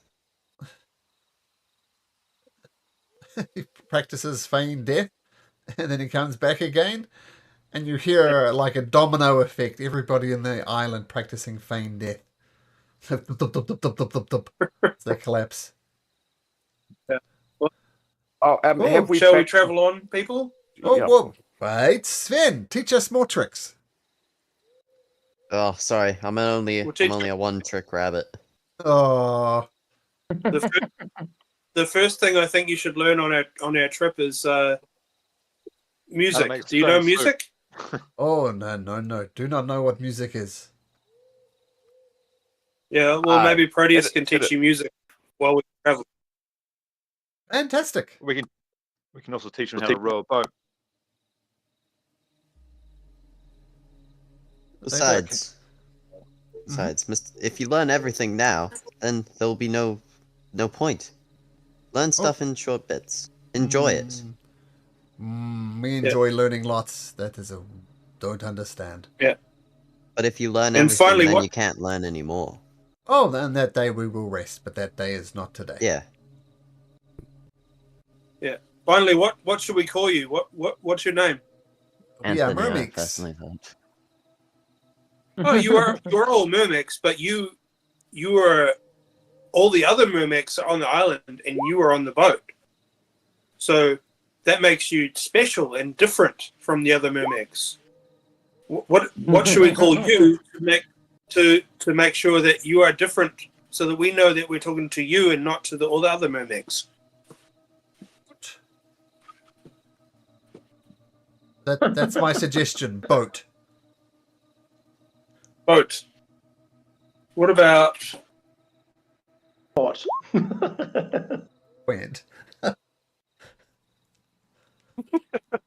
Nicely done, Riley. What about Bullbuck? Bullbuck. Well, I do not understand concept of names. Maybe you call me what you want to call me. You guys have a king? Yeah. So, we've pointed to all the people and gone, and while we are different people, right? And we've given them labels, right? So I'm Particles. This is Okobolo. This is Sven Per.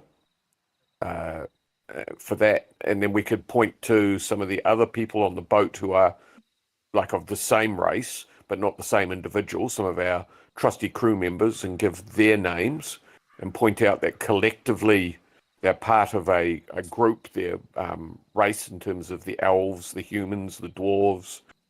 We don't have any centaurs here, do we? No. No. So of those different and point out that they have names just as an effective label. So the Mermec is happy to be called Mermec or Boat because they are the Mermec on the boat. Names do not. You call me what you want. Makes no difference. Oh, we just got to call. Boat. I am Boat.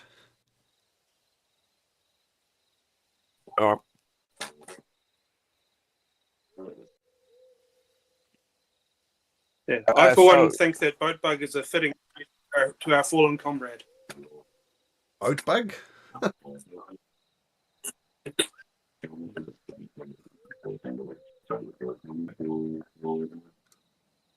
Okay, so you're putting the island of the Titan's Bane behind you? With a boat? Oh, Apparently, yeah. apparently so.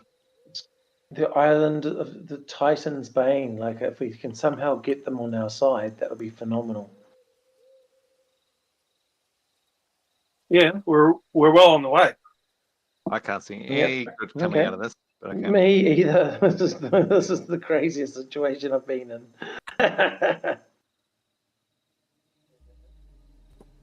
Okay. This feels like or season 2, pretty much. Yeah. Do we go to the warrior? I think that was the next one that we were talking about going to. Yeah. So, just mark in your handout sheet that the ant is done, and it was Titan's Bane. Folly. Bane, that's right. So Pythor, Dad, Yes, son. Father, what are you even on the boat for? Why did you come with us? It's just like I like having you here. I think you asked. Don't get me wrong, I enjoy having you here. Yeah. Well, I enjoy being here too.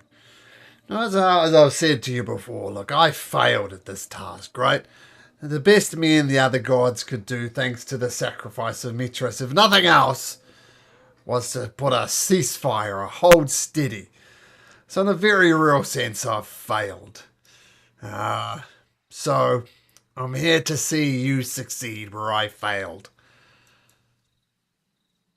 Right. I've seen the way you swing that axe, and your back is stronger than mine. This is your task now, son.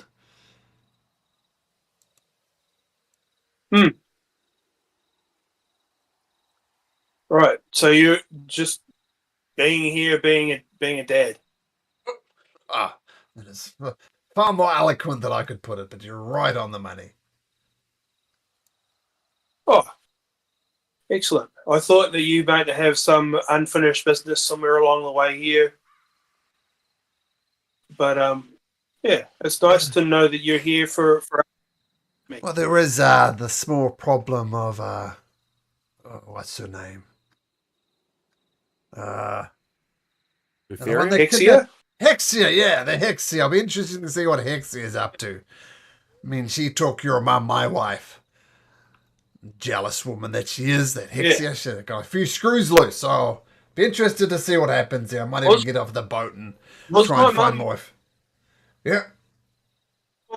Your wife? Your wife? Like, did you guys spend time together, or was it just sort of a bit of a quick thing? No. This is the history. Like, Hexia, I was with Hexia for a while. This is before I knew she was a dragon. Like, she was in human form. Brilliant green hair. She was quite the catch. But, I don't know if you've ever experienced this yourself, but some people have a screw or two loose, and it's just, sometimes it's the little things that think, oh, she's not quite right. So I said, sorry, we're done.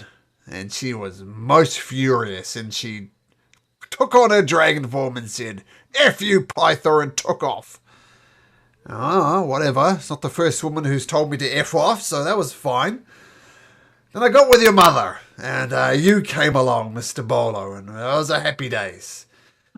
But then, you went and did your own things, fantastic. But then Hexia got raged with jealousy and took your mother and took her off somewhere. So you could find your mother, teach Hexia, give her the old 1-2. That'll make me a happy man.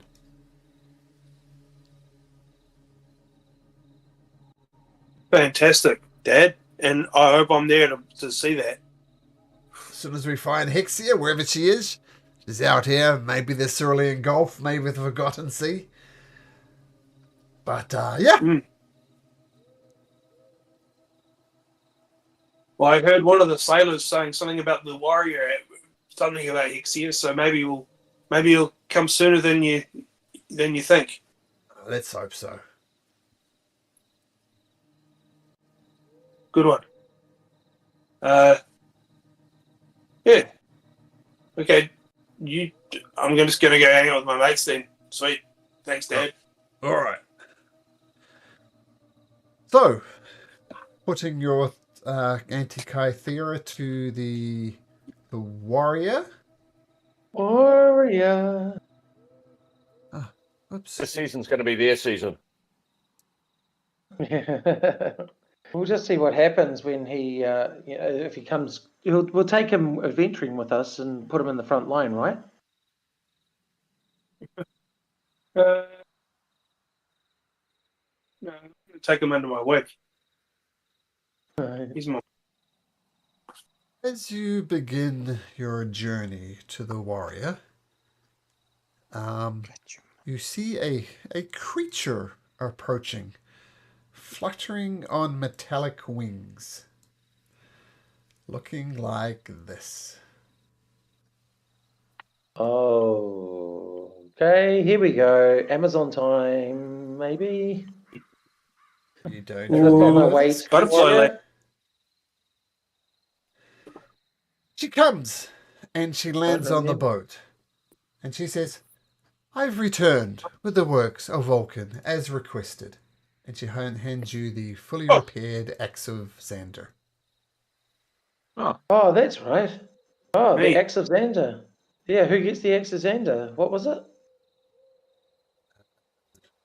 First of all, this is what it looks like. Now it's fully repaired. Yeah. And this is what it does. Yeah, great axe, and its primary purpose is to destroy giants and titans. So yeah, I'm more than happy for someone else to have it because it's a great axe.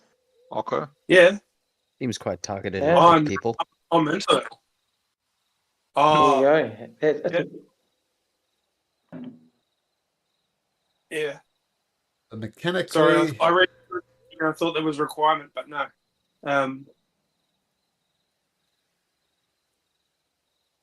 Yeah. that's all yours. It's yours. Ockaballa? Yeah, it seems to have your name on it. Just add it to your character sheet.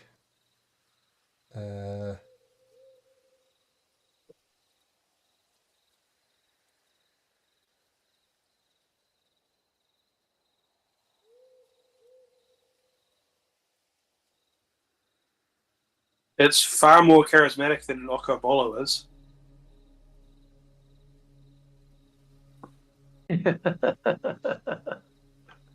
You might need to refresh your character sheet.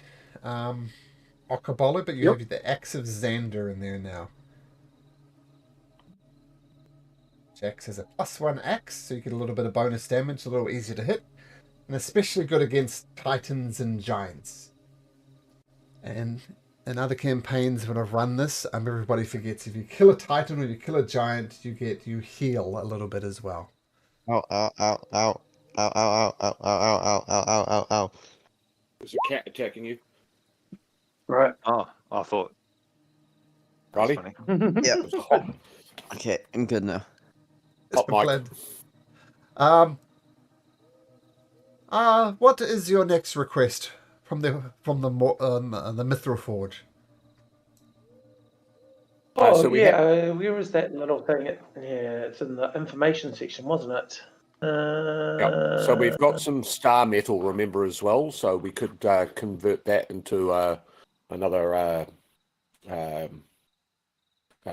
javelin of lightning, potentially. I think was one of the things. got one Star of metal, already. there was something else. We could also get some dragon scale mail if we wanted. That's out there. The Notos Kythera was some pretty interesting thing from memory. Just to point out, if you make a dragon scale out of green dragons, for example, you'll have resistant to poison. Otherwise, it's just more scale mail.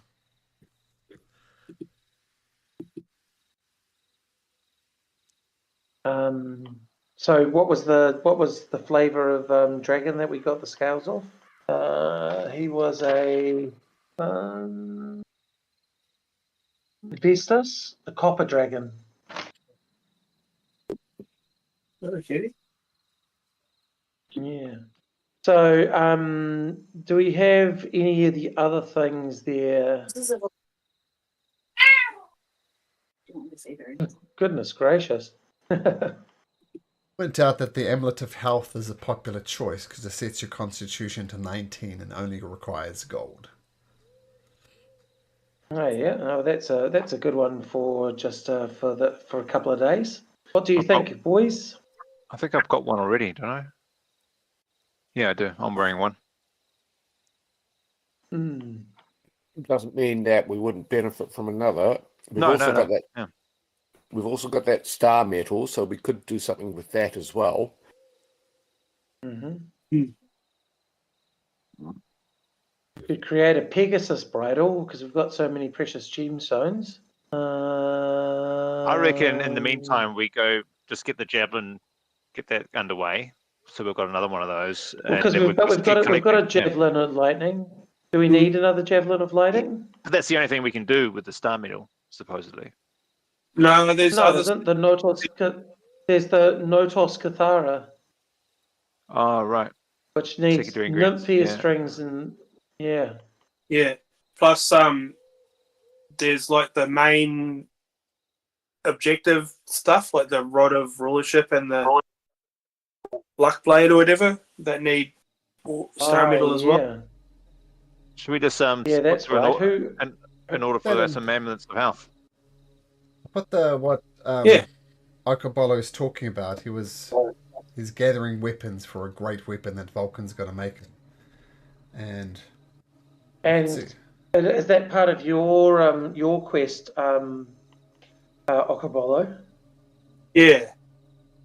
And so so you could only with Pythor's hammer. Okay, so we need to find Pythor's hammer. Is that what we need to do? Or has he got it already? Pythor had his hammer and he gave it back to Vulcan. So he's got his hammer back. Okay, so he can do that now. Well, why don't we get the if you want the Luck Blade, why don't you get the Luck Blade? Is that something you want?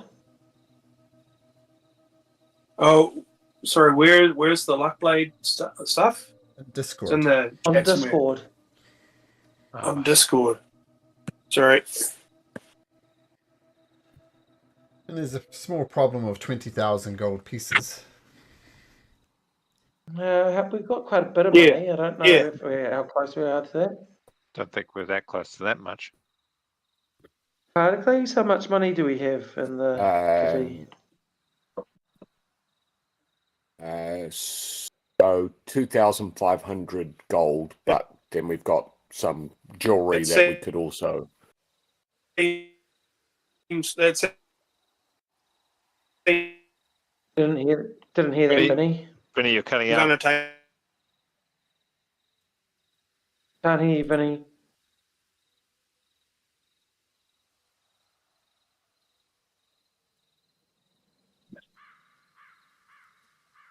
The bird's call in the background. The crow. Yeah, that was pretty funny. Tumbleweed now. Yeah.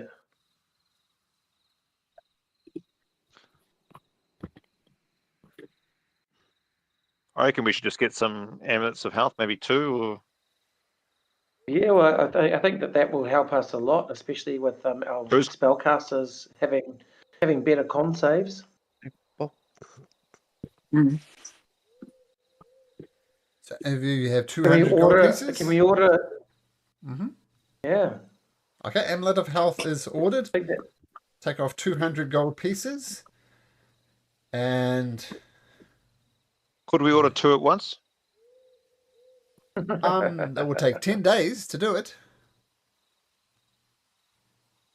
Then you can make one, then another. Well, you can decide later, of course. You could make one now, and I've just noted here that'll take 5 days. So if you've to subtract 200 gold pieces, the Caledon will take it back, and you can expect it in 5 days. Okay, so Amulet on order on 5 days. And just with the timing, the way it works is you're down to 44 days, and I'm saying it'll arrive just before you get to the warrior. Well, do you get to the warrior? Let's find out. Damus, roll me a d20, please. Oh my goodness, rolling a dice. D20, let's go. 11. Okay, no, once again. Your voyage to the warrior goes without incidents. And do we have Vinny back? Yeah, I'm back. Oh, yeah. good. You did disappear there for a second, but you're coming in loud and clear. Oh, good. Okay, so as always, takes you exactly 3 days to cross over to this area here. I'll just reveal.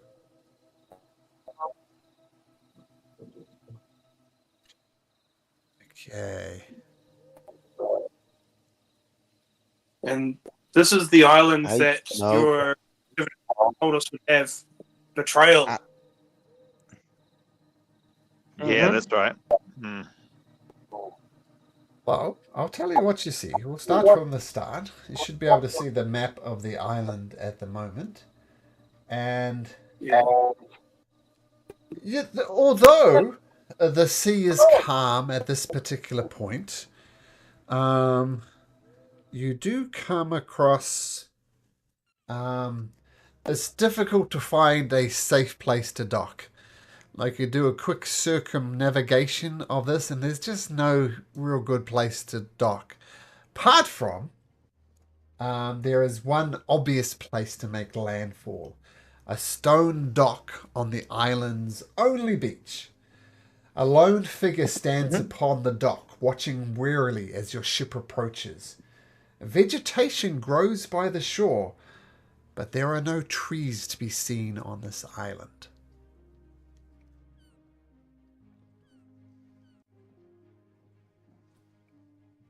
Trees. What sort of person does it look like? What sort of individual? Like a genre of humanoid? Female human. Alright. So quite bony with a scythe. She looks fairly normal. No, just looks like a human female just watching. So when we said the island of the exiles, just going back into my understanding of the law, this isn't the island where oath breakers might have been sent. No, That's a separate thing. It's a separate thing. And technically, you don't know it's the island of the exiles yet, but kind of you do as players. But yes, there's. This is not the island of the oath breakers. Oh. We sailed right past that big thing in the water saying Oath at the Island of Exiles. Big red Couldn't read writing. it. That's in English. None of us speak English. We only speak Common. That's right. Oh, there we true. go. You get the no prize. Well, there's an easy way to see if it's the Isle of Exile. It's Exile Damus. There we go.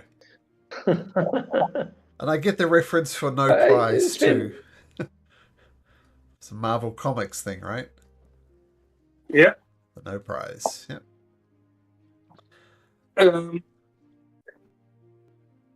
All right, so we've You ready pulled to up to the? Yeah, I think we pull up to the dock there, and hailed the person on the dock.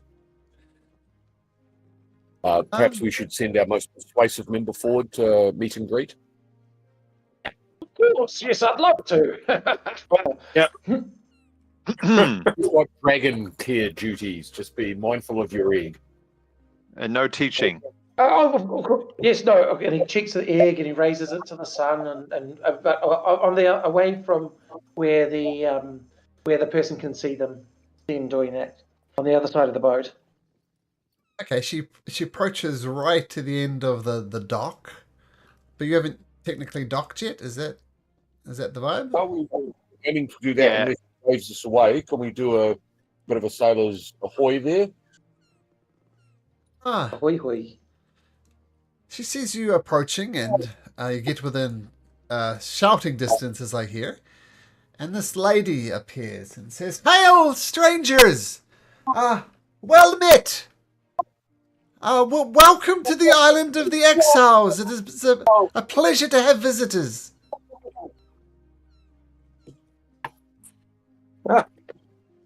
And what is your name? My name is Idilla. Tell me, do my eyes deceive me? Is that the ultras? Under new management. Oh, wow! You must be great warriors to take over the ultras. That is an impressive feat. As I said, I am called Idilla. You are most welcome here. Well, of course, great warriors, and you are most welcome here. Perhaps you haven't heard of me. Perhaps you've heard of my son, King Acastus of Mitros. Are you familiar with him? Yes, of course. Yes, no, very familiar.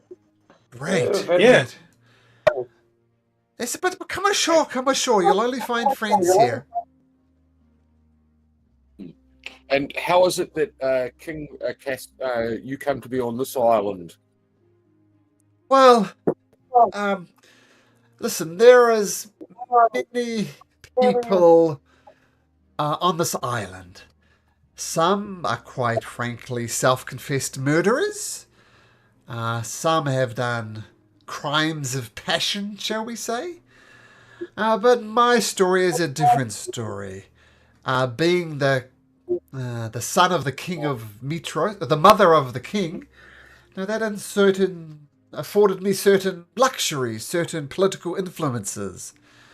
And as many people would, I tried to maximize my influence. And let's just say some of the noble families of Mitros didn't like that.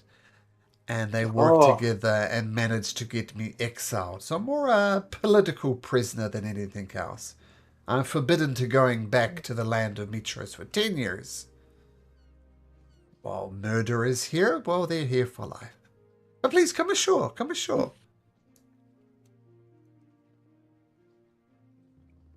All right. All right. Fucked around and found out. Yeah, let's do it. Does Boatbug come with us? Boatbug No. does. Oh, damn it. Yes. Boatbug joined. Come on, Boatbug. You'll learn a thing or Time two for here. Boatbug to learn about murder. Murder? Oh, yes, interesting. Boatbug will be a silent observer for now, but unless you talk to Boatbug, Boatbug will just observe. Okay. Well,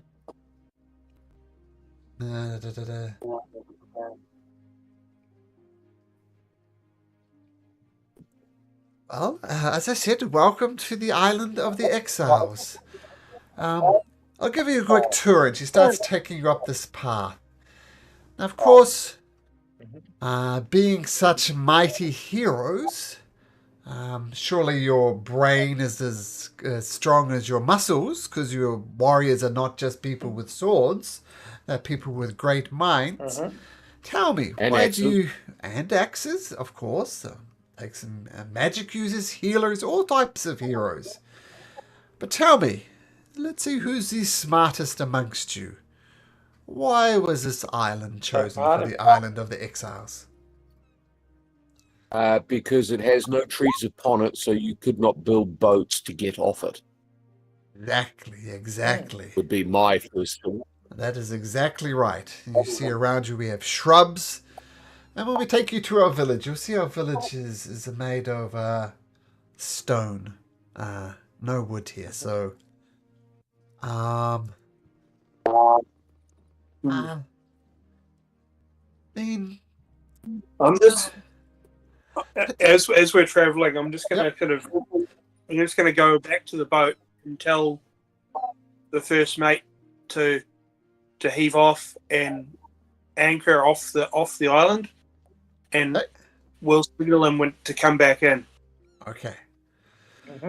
Okay, so they dock, and it's very difficult to swim there. So good, like I will say 500, well, just enough to see you visible on the dock.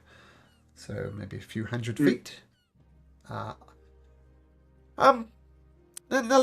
tell me, this is kind of a philosophical question. I made no secret of the fact that I used my position as the mother of the king to do certain, make certain political maneuverings. Do you think it was fair and just that I was exiled to this island? Well, what was the nature of the process that got you exiled? Was it by the king's decree? Was it by the legal systems of Mitros? Was it by the will of the gods? The most telling factor was pressure from the nobles. I mean, the nobles earn a lot of money. They pay a lot of tax, which fills the coffers. And let's just say my coffers were positively affected and theirs were negatively affected, but they still made a lot of money, but they were not making as much money as they wanted to. And so the best way they made money was accusing me of corruption and lying and deceitfulness. Because of the political pressure they exerted, my son really had no choice but to exile me to this island. Do you think that is fair? Do you think that is just? The sound was through the king's council recommend that, and the king was the one that sentenced you to be removed here. King's council is overstating it. The king is his own council. I must say, Valis, his wife, had a word in his ear, but he was kind of bound by the political pressure, so we say, by the nobles. So I ask you once again, do you think it is just that I am here?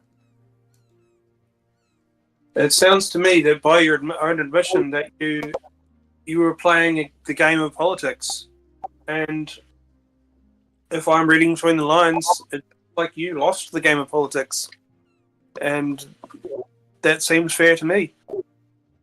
Well, that is an astute observation. That I did play the game of politics and I did lose. But 10 years? But I wonder, your confiscation son, of goods, maybe recompense, but no, your 10 son years. has sent you away at a critical time. 10 years when in not more than two moon cycles, the oath of peace, and yet he has managed to send you far away to a place of relative safety, I should imagine. Let's not mix words. Let's speak plainly. My son, King Acustus, is a dick. Can we all agree on that at least? Big sigh of relief. Yeah. He is a dick. We don't need to play games. I love him, but he is a dick. Queen Valis tries to control him, try to make him make good decisions, but that relationship is just broken. They're married in name only.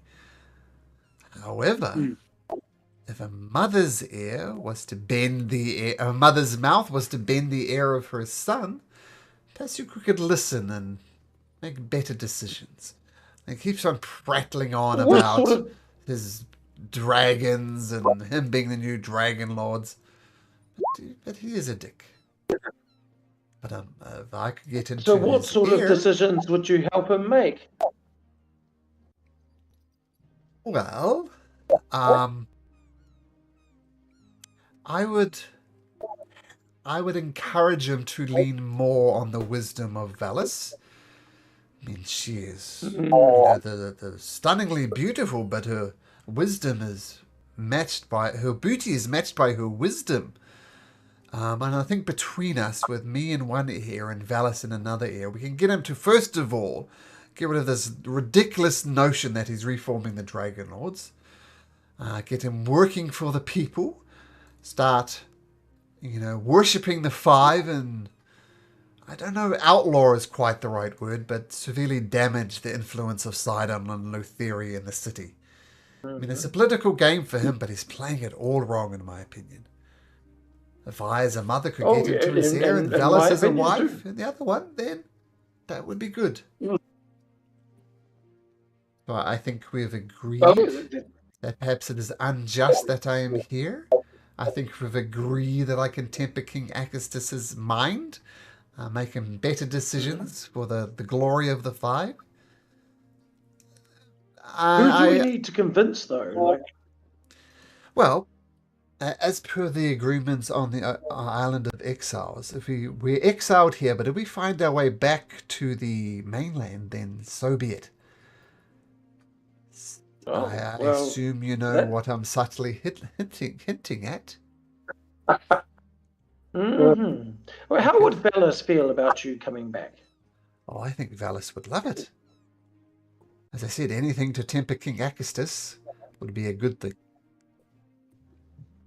Can I do an insight check on that, please? Sure. whether she thinks that she will love it. 24. She's not sure. She thinks Velas would approve, because King Acastus does things that Velas does not.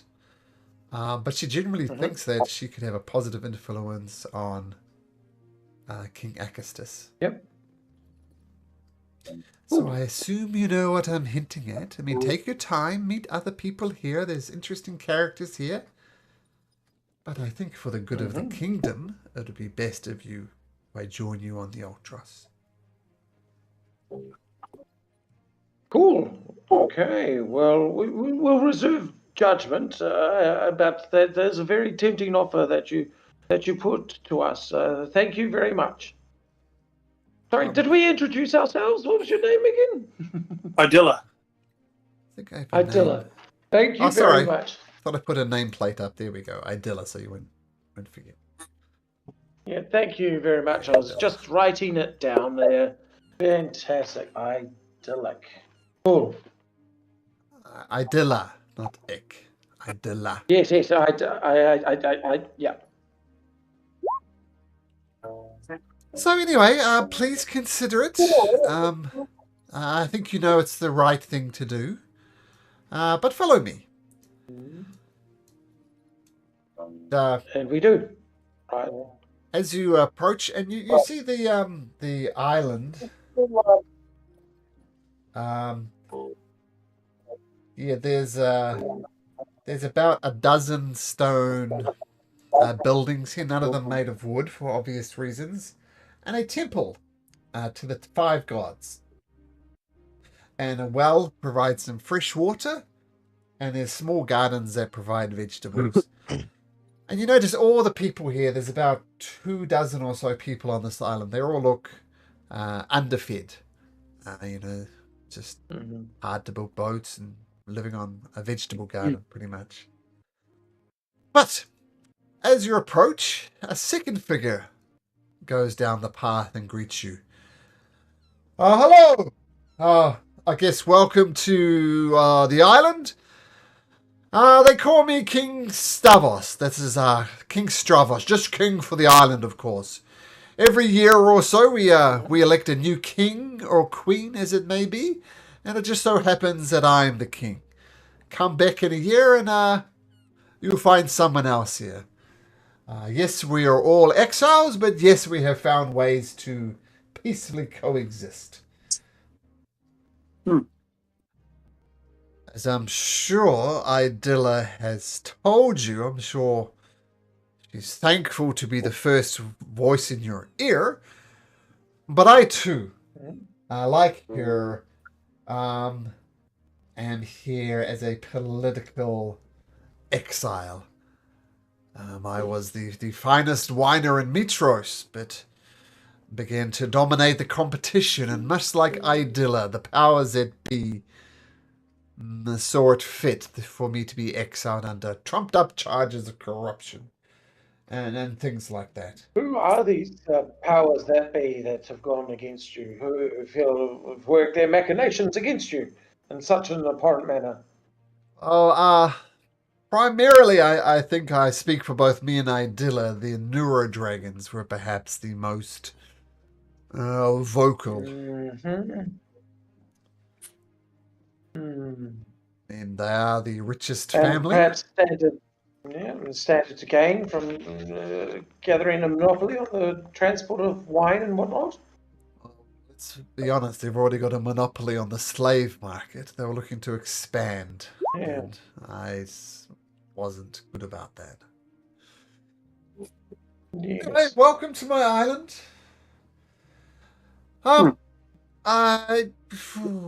What are your kingly duties? What Just does being resolve disputes. I'm a glorified priest and glorified policeman and adjudicator and judge all rolled into one. As I said, we have elections. We try to make the best of our situations. And yeah, I just so happen to be king at the moment. And you too were deprived of all your property and worldly goods when you went into exile? Pretty much, yes. And when your term of exile, is this exile for life, or were you 10 years. also exiled for a number of years? 10 years. And how long have you been here now? Oh, a good 5 years. I mean, unlike Idilla, I have nothing to go back to. She has royalty to return to. I will have nothing. So what will you fill your time with? What do you hope to gain from returning here? Here you are a king, but over there you'll have to struggle, I suppose. We struggle here. I mean, you look at our food, it's a vegetable garden. We are 24 strong here. That is not a pleasant life here. Do you fish? Is there good fishing spots off the rocks? We get some fish, but what we really need is a boat. And of course, with no trees, we cannot build boats.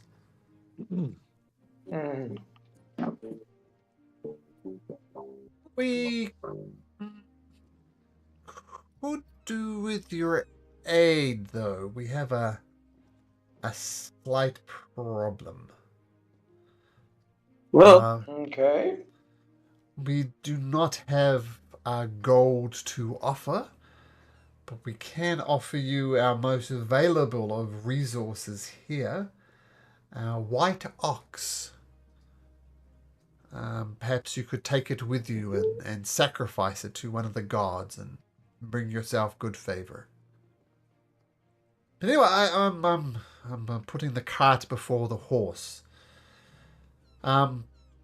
Perhaps let's speak openly. Let's bring in some other people of the community. Let's bring in members of the community.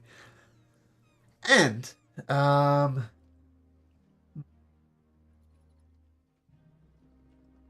couple of people coming. There's one guy who introduces himself as Keelan. One guy who introduces himself. Shirts off. Shirts off. Yes, he's the one really buff guy on this island. There's your food problem. He's eating eggs and chicken breasts every day. Only the whites, not the yolks. And there's this guy as well, Tyrone, who comes out. He looks angry. You're already hearing whispering from. He's got a group with him of about 6 or 7 people who are just following and listening to his every word. And you hear him saying, "Oh, foreigners. You know, we've got a good thing going here. We know who's who and what's what. We don't need these people here coming us and telling us what to do. You keep an eye on them, I guarantee they're not who they say they are." And he's almost whispering it, but almost looking you in the eye as he says this, as he's making the appearance of whispering, but wanting you to listen to every word. And Keelan, he looks, he's got that quiet confidence looks about them. And as you approach, the king says, and the whole village has gathered together to listen to them. And Oh. and the king says, well, as you know, we have a problem here on this island. I'll regale a tale for our guests as well, and I've offered them the white ox as an offering for their services. And Tyrone immediately speaks up and cuts off the king. That white ox is valuable. What could foreigners do with it? If we're going to sacrifice it, we should just sacrifice ourselves. Get off this god-forsaken island. And King Stravos says, no, Tyrone. Just relax. We'll talk through this.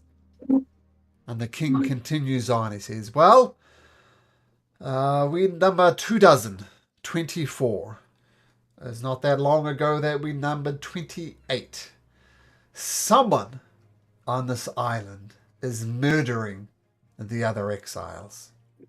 4 men have already been killed, all with their throats neatly cut.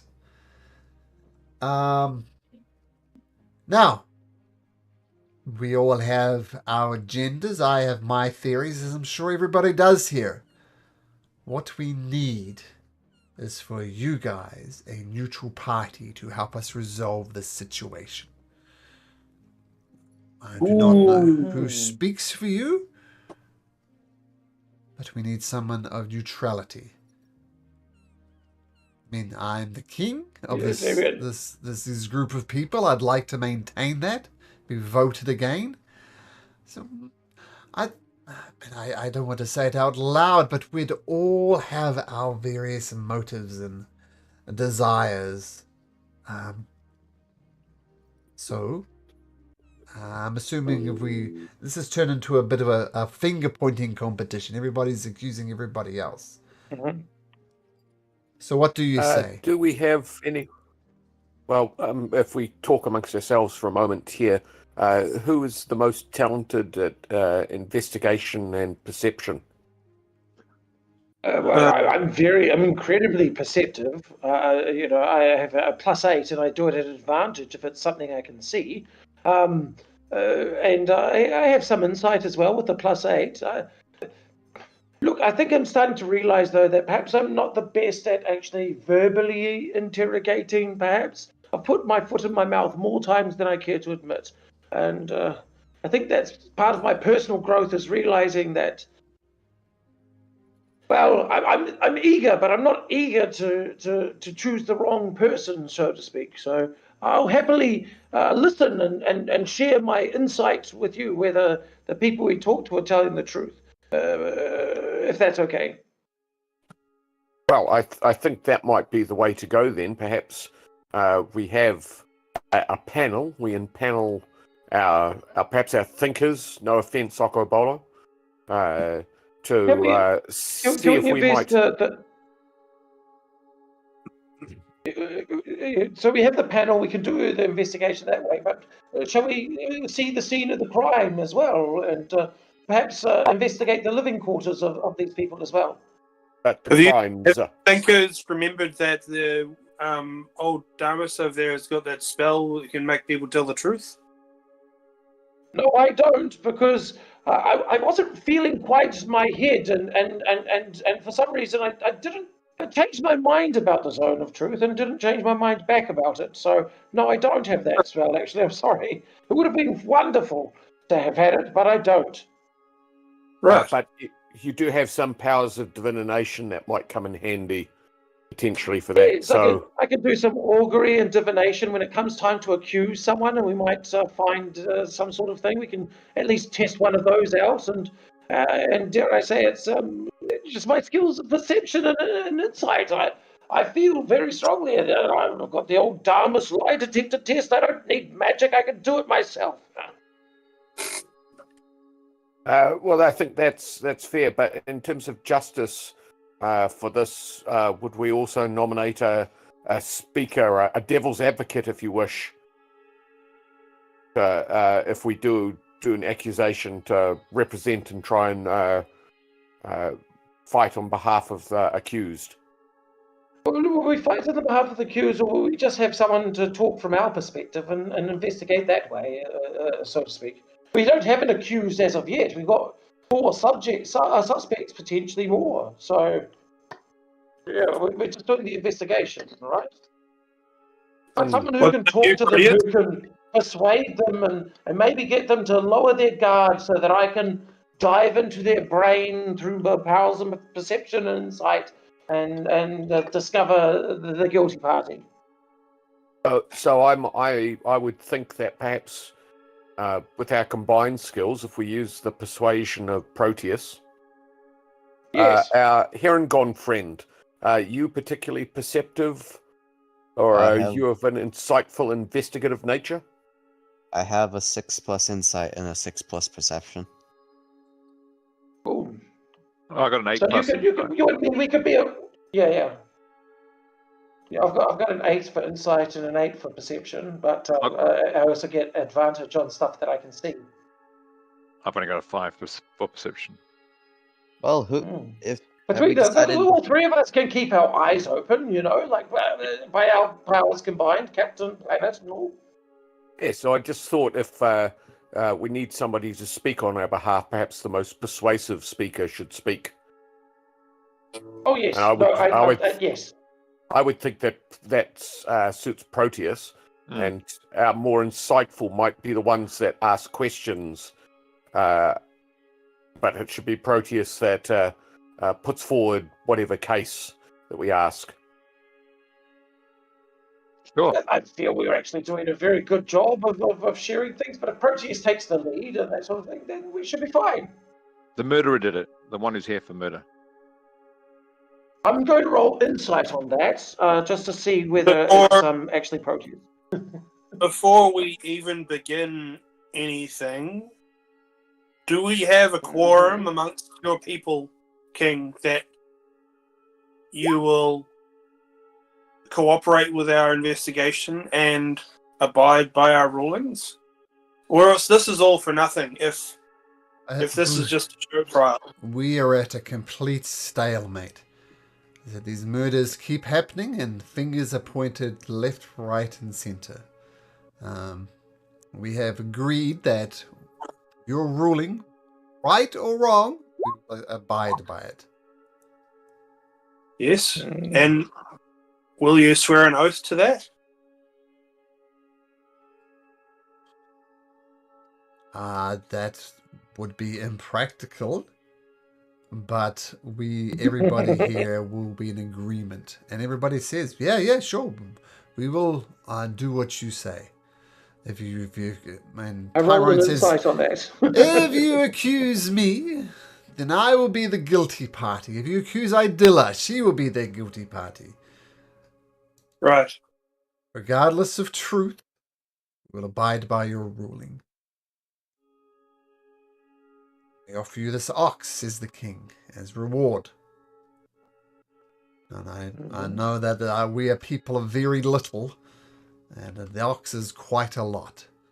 I think that speaks volumes of our intentions.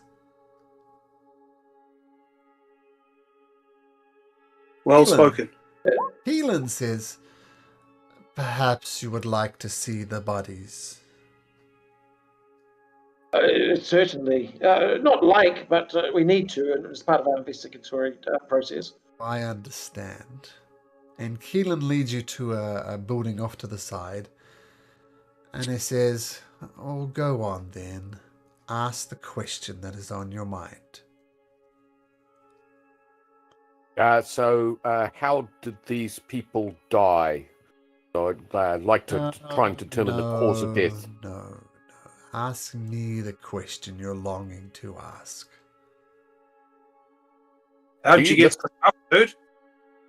How did I get here? That is the question that is on people's minds, but they often are too afraid to ask. I am here for life.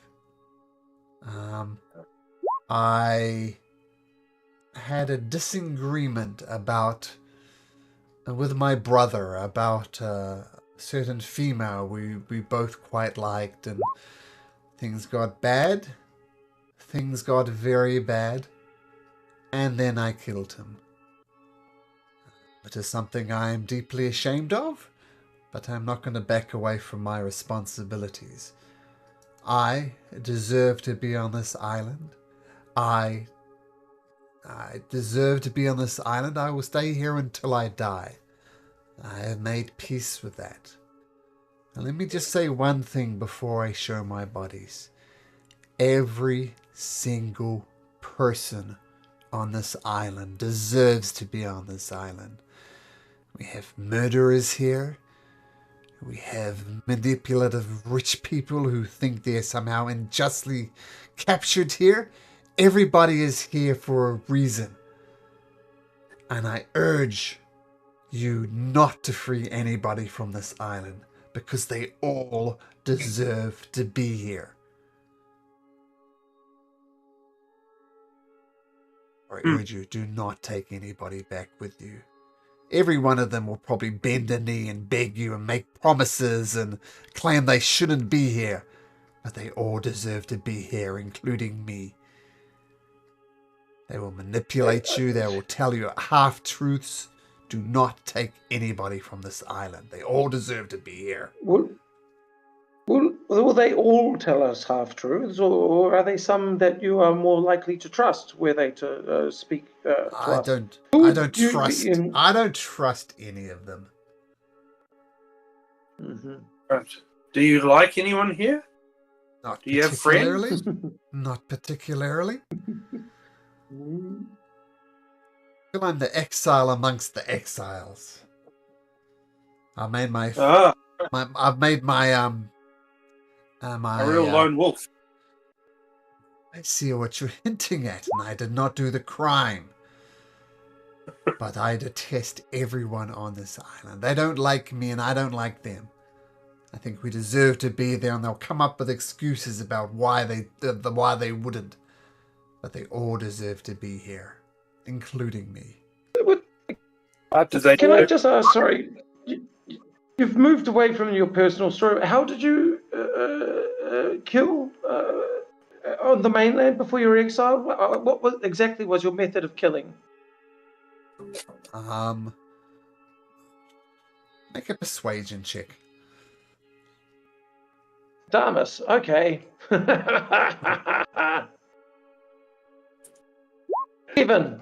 -3 Damas. Oh, yes. Look, I don't want to get into the details. Suffice to say that what I did was unjust. He didn't deserve death. And needless to say, I didn't get the girl. Right. I'm going to toss in one of my hand axes. Catches it. Which hand did he catch it in? Back in the old D&D stuff, 1 to 4, 1 to 3 was right-handed, 4 to 5 was left-handed, and 6 was ambidextrous. He catches it with his right hand. Right. Can you tell me, the 4 people that have died, what do you know anything of their story of why they were on the island? Do they have anything in common? Were any of them the rich political rivals, or were they murderers, thieves, con artists, lawyers, politicians? He smiles. 2 were murderers like myself, but not, shall we say, premeditated. Mine was a crime of passion. The anger overtook me. I didn't want to kill my brother, but he died nevertheless. 2 were like that. One was here for recidivism, for constantly stealing again and again and again and again and again and again. Everybody just got sick of him. And the 4th was more a political prisoner. Something about slave markets, I'm not sure. But I must say, I can show you one of the bodies. 3 of the bodies were already cremated. But I do have 1 left. Okay. And he opens up into this place that is a house, because houses are so in demand here. There's not that much, to build. You can't build a morgue, for example. And kind of lying on this lone table is a man who mentions that all the people who were murdered were men. If nothing else, there are only 2 females on this island, Idilla being one of them and just somebody else. So it's a man, and you see him, he's just got a simple white cloth over him.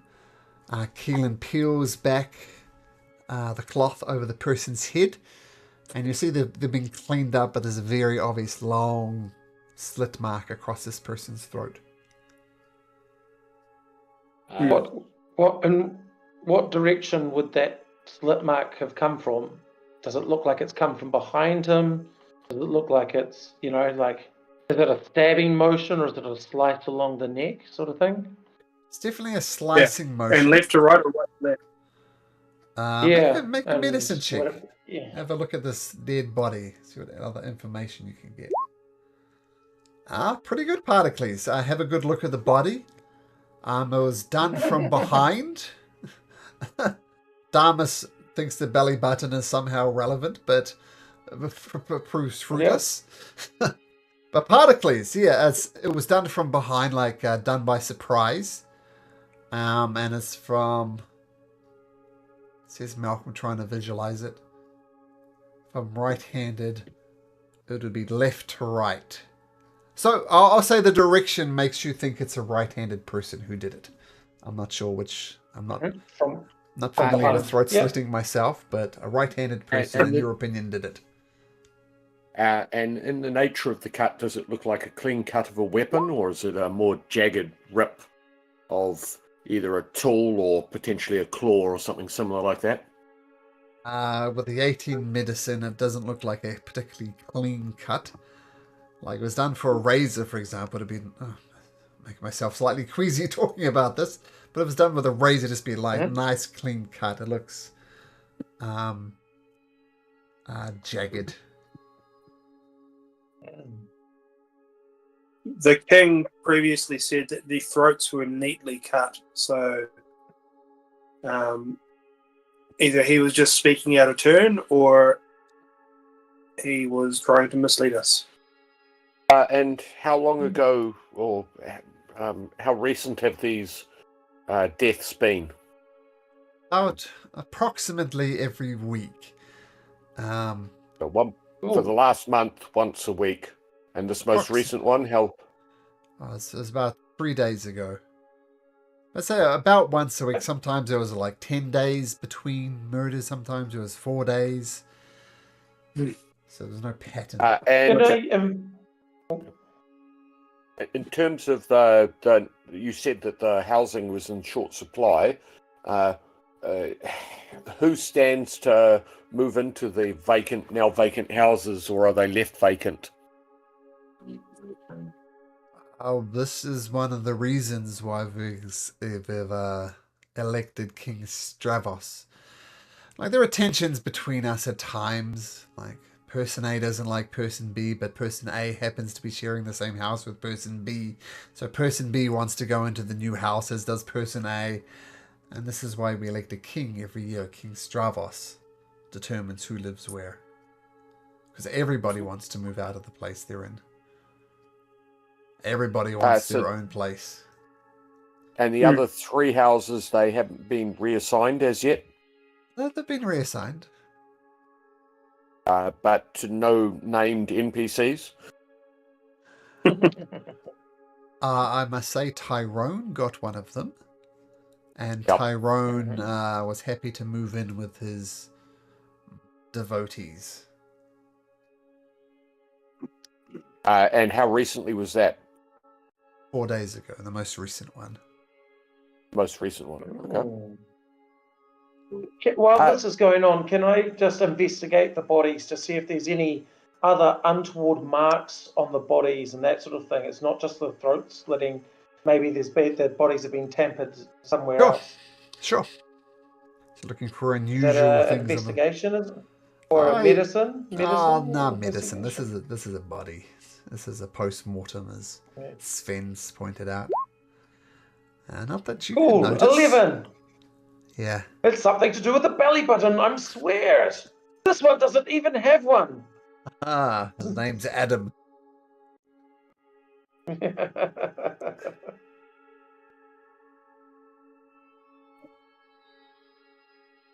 Now, these 4 victims, were they friends? Well, everybody knows everybody here. I mean, I'm the exception. I'm the exile amongst the exiles. Everybody knows everybody. There's only 24 of us now, so... Having you being the outsider amongst outsiders gives you a unique perspective, Keelan. You must be able to see, little groups forming, cliques and stuff like that. What I'm wondering is, was this group, these 4 in a group together, or were they from separate sort of little tribes? The only group of note is Typhone and his 6, I'm going to say, minions. That was the most obvious of cliques. I can't really say there was much of... I mean, the 4 people were not in a clique, I can say that for sure. And Tyrone and his minions, what joins them? What is the bond that keeps them together? I would describe Tyrone as a demagogue. He exaggerates things. He marginalizes people. He wants to be the leader of the outsiders. He wants to be enthralled by him. I mean, he says some outrageous stuff, but as I said, his minions lap up every word about it. I mean, he talks about Idilla, how she's a simple political hack and nothing more, and she should go back to washing dishes, and just outrageous stuff like that. And they all nod and agree and says, yes, she should be washing my dishes. You wash the dishes, Idilla. Well, outrage can be very powerful, a powerful motivator, and especially I imagine that the people here would have cause to feel outrage and to express outrage even more than on the mainland. I think he's given them a voice. I mean, saying the things that they know they shouldn't say, but he says them anyway. Am I correct in assuming that the island is normally free of weapons beyond the tools that you might use to garden? Yes. Or are there? Yeah. Yes. And simple gardening. In terms of your gardening tools there, it would just be the simple sorts of rakes and small spades. You Trowels and hoes and... Yes, that sort of thing. Simple. Made from rocks and any branches, excuse me, that we've managed to acquire. And needless to say, branches of a suitable shape are hard to come by here.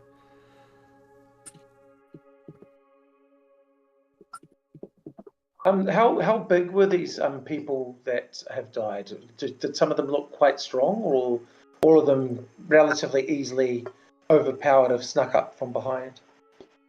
Once again, I'm the exception here. I'm the strongest here. Everybody else here is, shall we say, deteriorated from a limited diet. None of them were strong. Mm-hmm. Okay. And what have you been eating to keep so strong?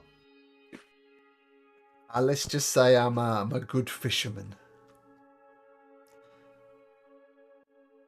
I've constructed a spear of sorts. I share most of it with the people here, but when you're alone on the beach and you have a fish, then it is tempting not to eat it all yourself. And I must admit I've done that a few times myself. Where did these murders precisely take place? Were they murdered in their sleep? Were they murdered out and about in the island? Out when did and they about. take place? Out and about. Sorry? And who found the deceased bodies? One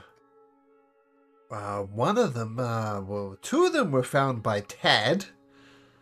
I don't think you've met Tad yet. The Queen has opinions. Oh, sorry, not the Queen. Idilla has opinions on the Tad. I need to return to my gardening duties. So I will bid you farewell for now. Perhaps Idilla can I introduce you to Tad. He is interesting. A good day. Mm-hmm. Well, thanks for your help, Keelan. He nods. So, I just want to introduce Tad before we finish tonight's session. Idilla says, "Oh, okay. Well, hope you learned something from there. I'm not going to mix my words about this. I think Tad did these murders. He's a self-confessed serial killer. He has killed 10 people in Mitros before he was finally caught. And other than that, he's hard to explain. Here, let me show you."